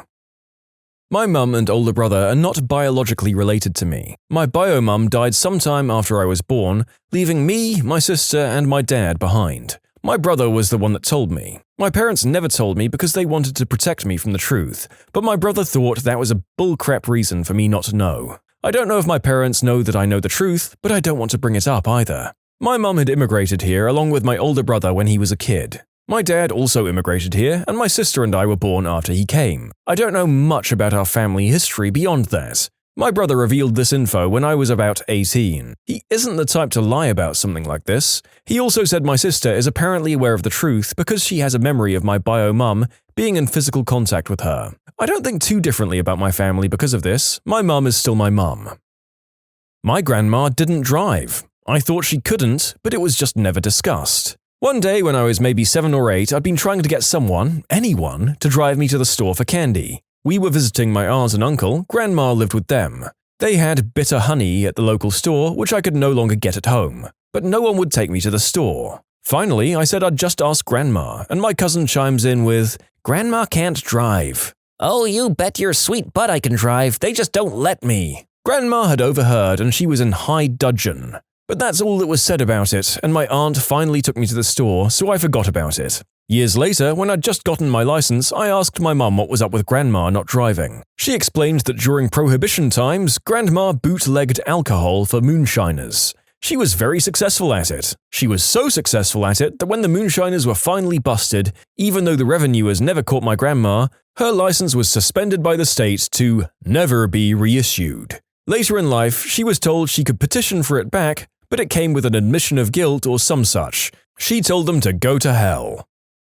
The scars on an elder family's wrists were not from a botched attempt at their own life. They were from her mum trying to protect herself and her kids from the approaching Red Army. That was at the end of World War II in Germany. This made it so much worse.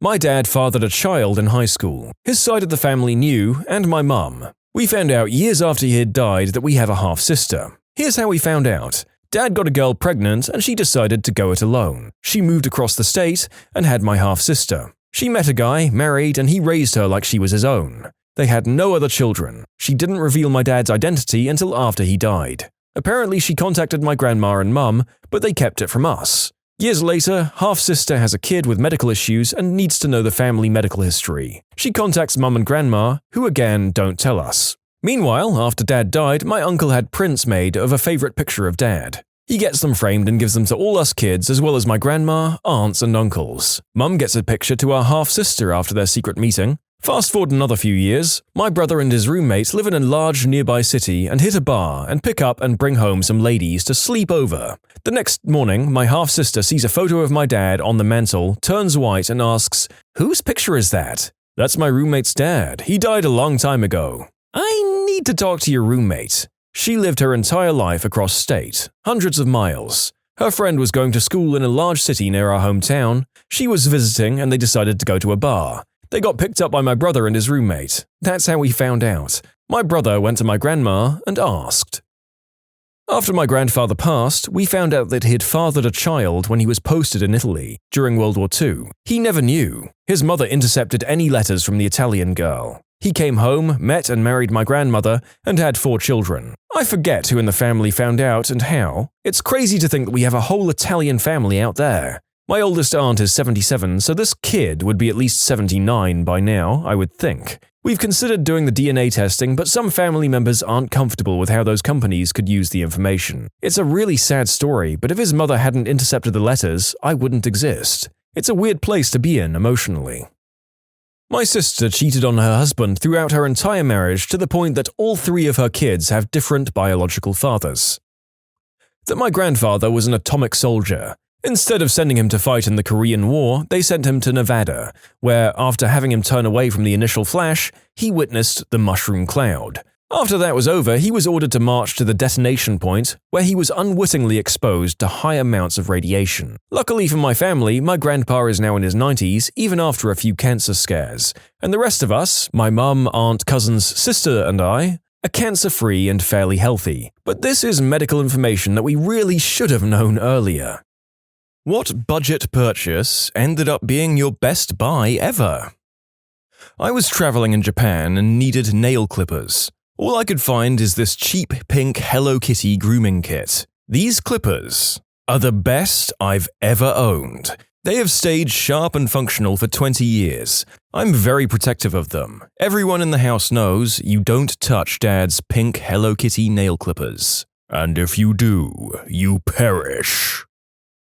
A guy said there were a bunch of bricks in his backyard he wanted to get rid of. $5 for all of them if you'd come and pick them up because they were larger than regular bricks and very heavy. I grabbed a friend and headed out because I needed some cheap bricks for the edging of my garden. Guy's house was across the river and in some really run-down-looking neighborhood. Really glad I grabbed my friend at this point. We pull up and the guy is waiting outside. He looks like he's 80, but I know he must have been a 35-year-old guy who just smoked 10 packs a day. So the guy takes us to his backyard and shows us the pile of bricks, which turns out to be 50-plus antique Louisville fire bricks. So I look at the guy and tell him, I'll take half of them, and as payment I'll give you $20 and some advice. And of course, the guy is looking at me like I'm an idiot, but he accepts my money and helps me and my friend load up about 30 bricks. After I close my truck and get in the car to drive off, I tell him to Google the antique fire bricks and adjust his Craigslist listing. I went back to look at the listing a few days later, and he had changed the price from $5 for the whole pile to $5 per brick, which was the going rate at the time. Nowadays, they go for $20 per brick. Best buy ever. A seed packet from the dollar store. While in college, my boyfriend and I were broke. Really broke. But I still wanted to do something to celebrate spring. We were getting a few cheap things at the dollar store when I noticed they were selling these seed packets from a big old bin that you had to dig through. 4 for $1. No tax. I immediately begged to buy one despite our strict budget. Boyfriend was incredulous I'd want to buy sketchy seeds, but dutifully handed me a quarter. I ended up picking out tomatoes. Well, we got home and I carefully placed about 3 seeds in washed out cans. I watered them and watched them sprout. I loved tending to my little garden. I ended up with 3 beautiful, huge tomato plants. It was a bumper crop, more than we could eat. I sold the extra produce to my classmates. I made about $25. Good seeds.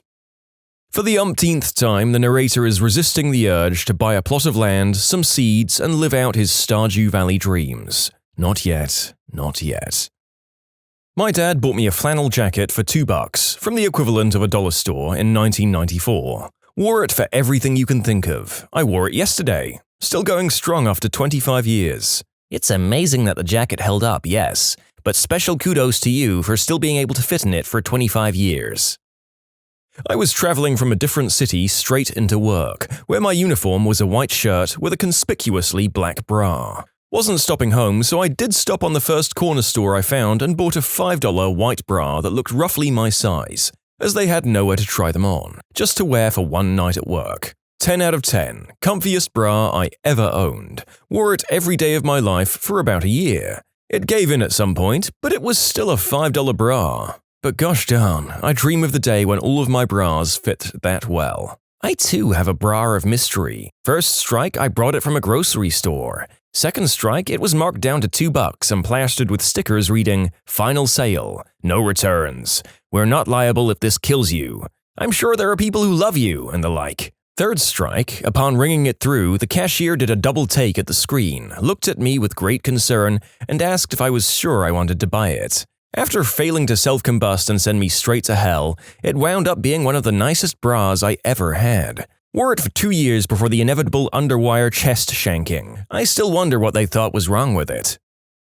I was giving these college-aged women a lift ride. One asks how that Craigslist thing went, so my ears perked up. The other says something like, "He complained it went back too far, just don't put it back so far, duh." Eventually I deduce that they're talking about a recliner, which I've been looking for one for some time now. I interject and ask about it. The lady has a Lazy Boy electric recliner she just wants $20 for. I'm like, listen, I know it's sketchy, but if you've got Craigslist randos in your house, Lyft at least gave me a background check. We pull up, I end the ride and follow these ladies into their house. I knew I wanted it as soon as I laid eyes on it, so this college chick is helping me stuff a recliner into my back seat, and all I can think this is how Buffalo Bill kidnapped that girl in Silence of the Lambs. $20 for a recliner so lazy it reclines for me. The seller listed several 2-month-old kittens on Craigslist, first come, first serve. We pull up to an area of town known for its high crime and substance addicts at like 11 at night. Seller plops this impossibly tiny kitten into my hand wordlessly. She was only 3 weeks old, and the seller gave us some crap about how her sister's cat just had kittens, and she didn't want to make a whole new post about it. Kittens were listed for $10. The seller was asking for $15. All we had was a $20. I looked at my now fiancé, and we knew no one else was going to take care of this cat. We drove that kitten home in a laundry basket. Nearly 3 years later, that kitten is attached to my hip, and I can't think of a better $20 investment. I too bought my kitty for $20 on Craigslist from a legit crystal addict. I'd never had a cat before, and this little meow factory has been my best friend ever since. A no-label old beat-to-crap vinyl acetate record with handwritten "That'll be the day" on it. Paid $1. Ended up being a live Buddy Holly recording. I sold it for $970.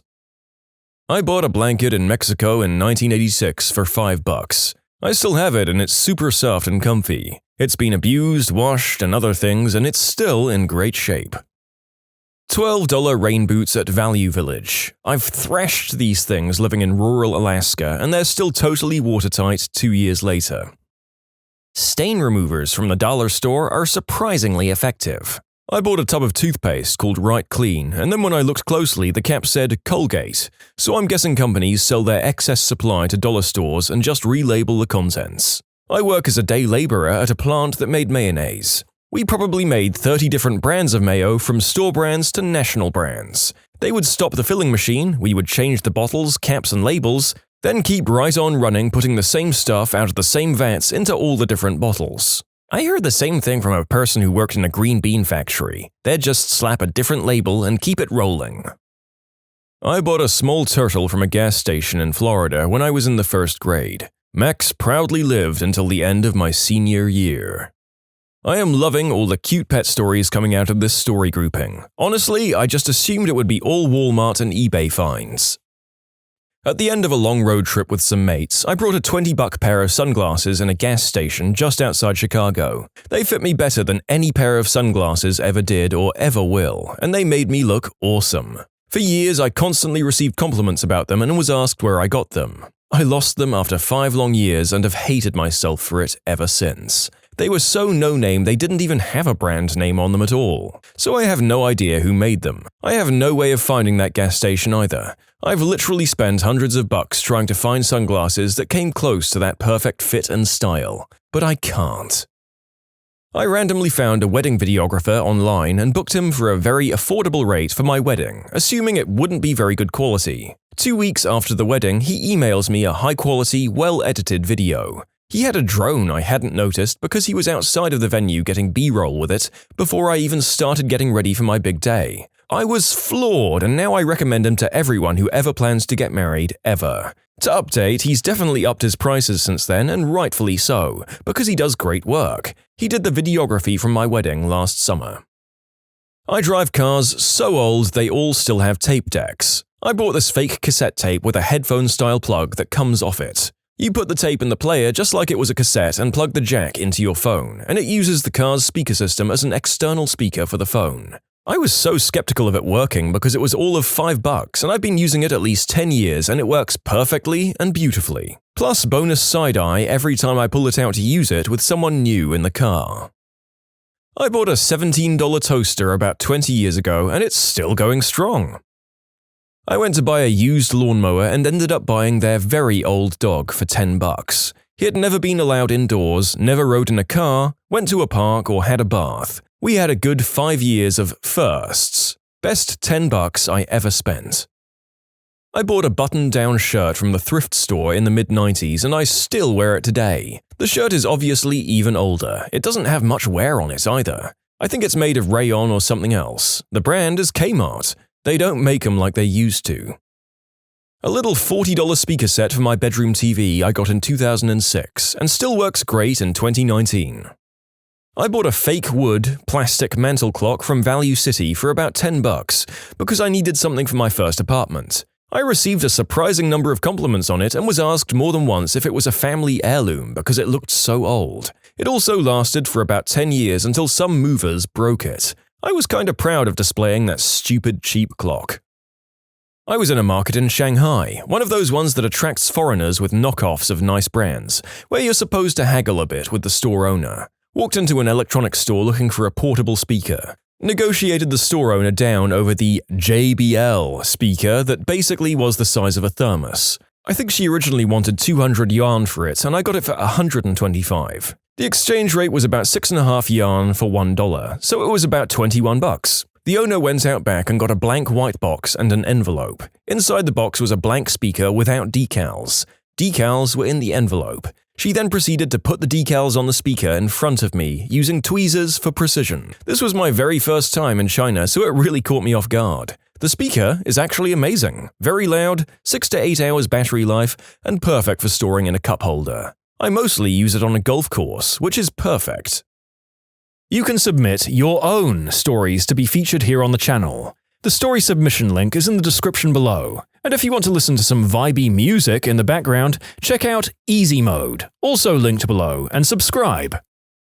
We bought an Ellis Island boat tour in New York from one of the guys on the streets. We were led into a van and treated extremely well, so we weren't immediately sketched out too badly. We don't know New York, so we ended up driving 20 minutes through Manhattan by 3 men to an apparently abandoned sketchy dock with no one else there. That's when we were convinced we were being scammed or sold into human trafficking. Gave us a post-it note with a number and they said to go around the abandoned factory to the pier and they were waiting for us. So we took our naive tourist butts around the building, alone, expecting nothing, and they would just pull off and scam us. Sure enough, we turned the corner and there was a big boat with a bunch of people and it was legit. We had an amazing tour and a lot of fun with free food and drinks. So overall, a great decision, but in hindsight, we should have been murdered or at least scammed.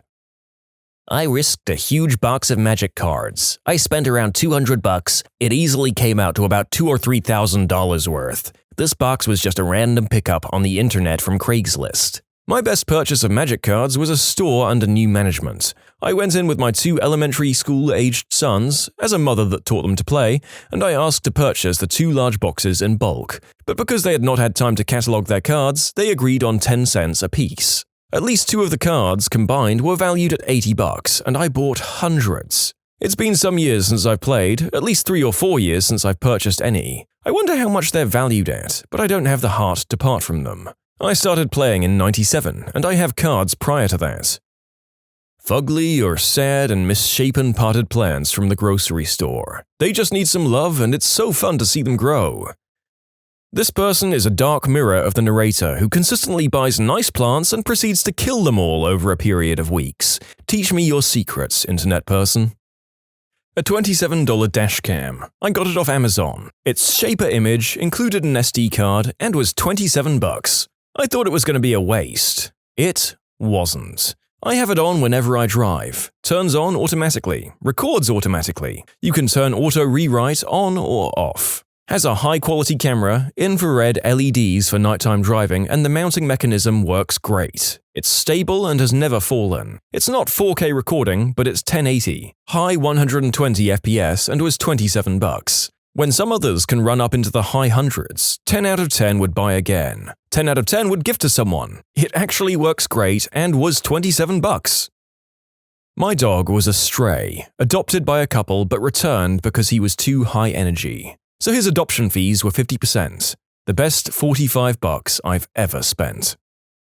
I went to Mexico a few years back with my family, and it was our first time there. We only left the hotel once because it was so gosh darn hot. On that day, after visiting an ancient temple, we decided to go to a cenote to swim and cool off. We arrived at the bus station and this kind of sketchy taxi driver approached us and asked where we wanted to go. My father mentioned a very popular cenote, but the taxi driver recommended a quieter place and said he'd do it for half price, even though it was already dirt cheap. For some reason, my father agreed, which I thought was mad. So me and my family got in his taxi and drove off. We were riding down the freeway when he starts indicating left. I see no road where he's indicating. We turn off onto a dirt track and into the jungle. For about 10 minutes, we were getting deeper and deeper into the jungle until we reach a house. My father is told to get out and pay at this small shack, and the rest of us aren't allowed out of the car. 5 minutes pass, and by this time we're freaking out in the car. I didn't really feel like getting kidnapped or anything, but my father returns and we continue into the jungle. Soon we reach a clearing with a few people smoking around a table, and a couple with swimsuits on. Now I'm a bit more relaxed because there are other customers there. After getting changed, we have a short walk to this beautiful, crystal-clear cenote with overhangs and plants hanging down. It was amazing. We got out and thought money well spent, but then we were led on a tour around 4 other cenotes where we swam under bats hanging in caves and learnt about the history of the cenotes. To top it off, I got to jump off a 10-foot drop into a pool where I could see the bottom about 20 feet below the surface. Best experience we had in Mexico, and I'd love to go back, but I don't think I've ever been so frightened as I was going down that deserted dirt road. Went to a garage sale, there was a little girl in charge. She's like 12. I don't know crap about turntables, but she has a set on a table. I ask how much, and she tells me $20. I ask her if they work, and she tells me she has no idea. Her dad got new ones and wanted to get rid of these. I wait for Dad, and she tells me he's sleeping. She says, "Dude, just take them." I'm like, "No, $20 can't be right. Maybe $200? She looks at me like I'm stupid. Fine, I'll take them for $20. I drive straight to the pawn shop and see what I can get for them, or if they even work. They frickin' work. The guy looks up prices and comes back with a $1,200 offer. The best $20 I've ever spent. I bought this shirt from a market for $5. It fits so darn well I've started using it as my main shirt. Knockoff North Face hiking shoes in Vietnam. They cost me $20. Kicked the crap out of them and they're still going strong. Bought some Britney Spears tickets in a back alley near the Phillips Arena, downtown Atlanta, from this sketchy guy. Our dumb butts were all excited because it was a great deal for the seating. Keep in mind, this is when tickets were printed from home, and they're huge to scan. The pair that we brought were the OG Ticketmaster tickets, you know, the tiny pair that you had to wait at FYE in the mall for. I got in line and go through the main door and they don't scan. Frick. We knew we were scammed immediately. Then they physically examine our tickets and say, "I don't know why these aren't scanning, but your seats are that way." Walk all the way down to our numbered section and there's one guy sitting in a chair by this massive wall with a single door to walk through. Homeboy physically examined our ghetto tickets. He's like, never seen these before. But he said, "This way, please," and I'll be damned. We're seated in the section where the local businesses buy the sweets and crap for their employees. Food and alcohol was free. We had phenomenal seats and got a free shirt and program. I still can't believe it happened.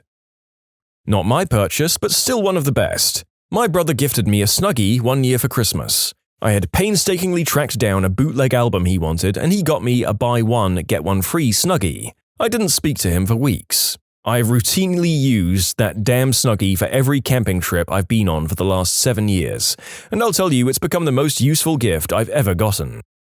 I bought official PlayStation wireless headphones for €20 a few years ago. They usually cost about €70 brand new. I thought it was a sketchy sale, but nope, they're fine and I still use them to this day. I got an adjustable phone mount at the dollar store when I had an iPhone 4. Still use the same one with my iPhone X. Well, that has to be the only case in recorded history of an iPhone accessory not being made redundant after 1 or 2 generations. $17 Target brand boat shoes. I bought them about 6 years ago and I just wore them randomly for things like going to the grocery store or running down to my car. Then I found they were great practice shoes for disc golf. They lasted 1.5 years of planting and twisting on concrete before they finally folded. Went back and they've been discontinued for years. Rest in peace. Target continually changes their clothing section, so if you like something, buy multiples of it, because it'll be gone or rebranded in like 6 months. Costco Fluffy Flannels. It feels like a chinchilla is hugging you, and I've had mine for 3 years with no signs of wearing down, despite almost daily use in the northeast winters. My wife got this fluffy fleece blanket from Costco, short on one side, long on the other, and oh my fricking god, I let nobody touch it but me. Flight cargo escort for discounted tickets. I flew to Shanghai from New York for about $200 total, on JAL business class. In return, I had to sign to take responsibility for cargo on the flight. I saw the cargo on the loading dock. It was a pallet covered in camouflage tarp. I received my tickets in person upon arrival at JFK. I'm pretty sure I helped traffic substances or weapons across borders. I can't remember the name of the company. Also, I don't think it exists anymore because it was sketchy as F. So, how much did you pay the smuggler? Nothing. He actually paid me $200.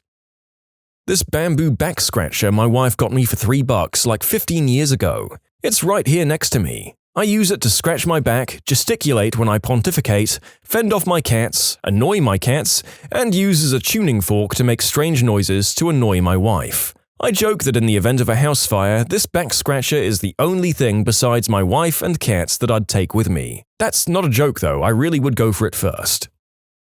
One of those square, window-sized box fans. Technically wasn't a purchase. I found it outside the dumpster of my junior year college apartment back in 2008. I'm a fan of airflow and white noise, so that fan ran 24 hours a day for nearly 11 years, outside of when I was away on vacations and for brief periods in winter. Most of that on the lowest setting, but I mean there were long stretches of literally months where it wasn't turned off. It died in 2019 when I can only assume some critical component just burnt out. I'll miss you, completely free thing that provided me a decade of light breeze and air circulation. When you subscribe, make sure to hit the bell to turn on notifications. Put the playlist on in the background to finish listening to all the stories, or if you want some vibey music to put on in the background, check out easymode. If you like Am I the Genius, give Am I the Jerk a shot. Everything linked in the description.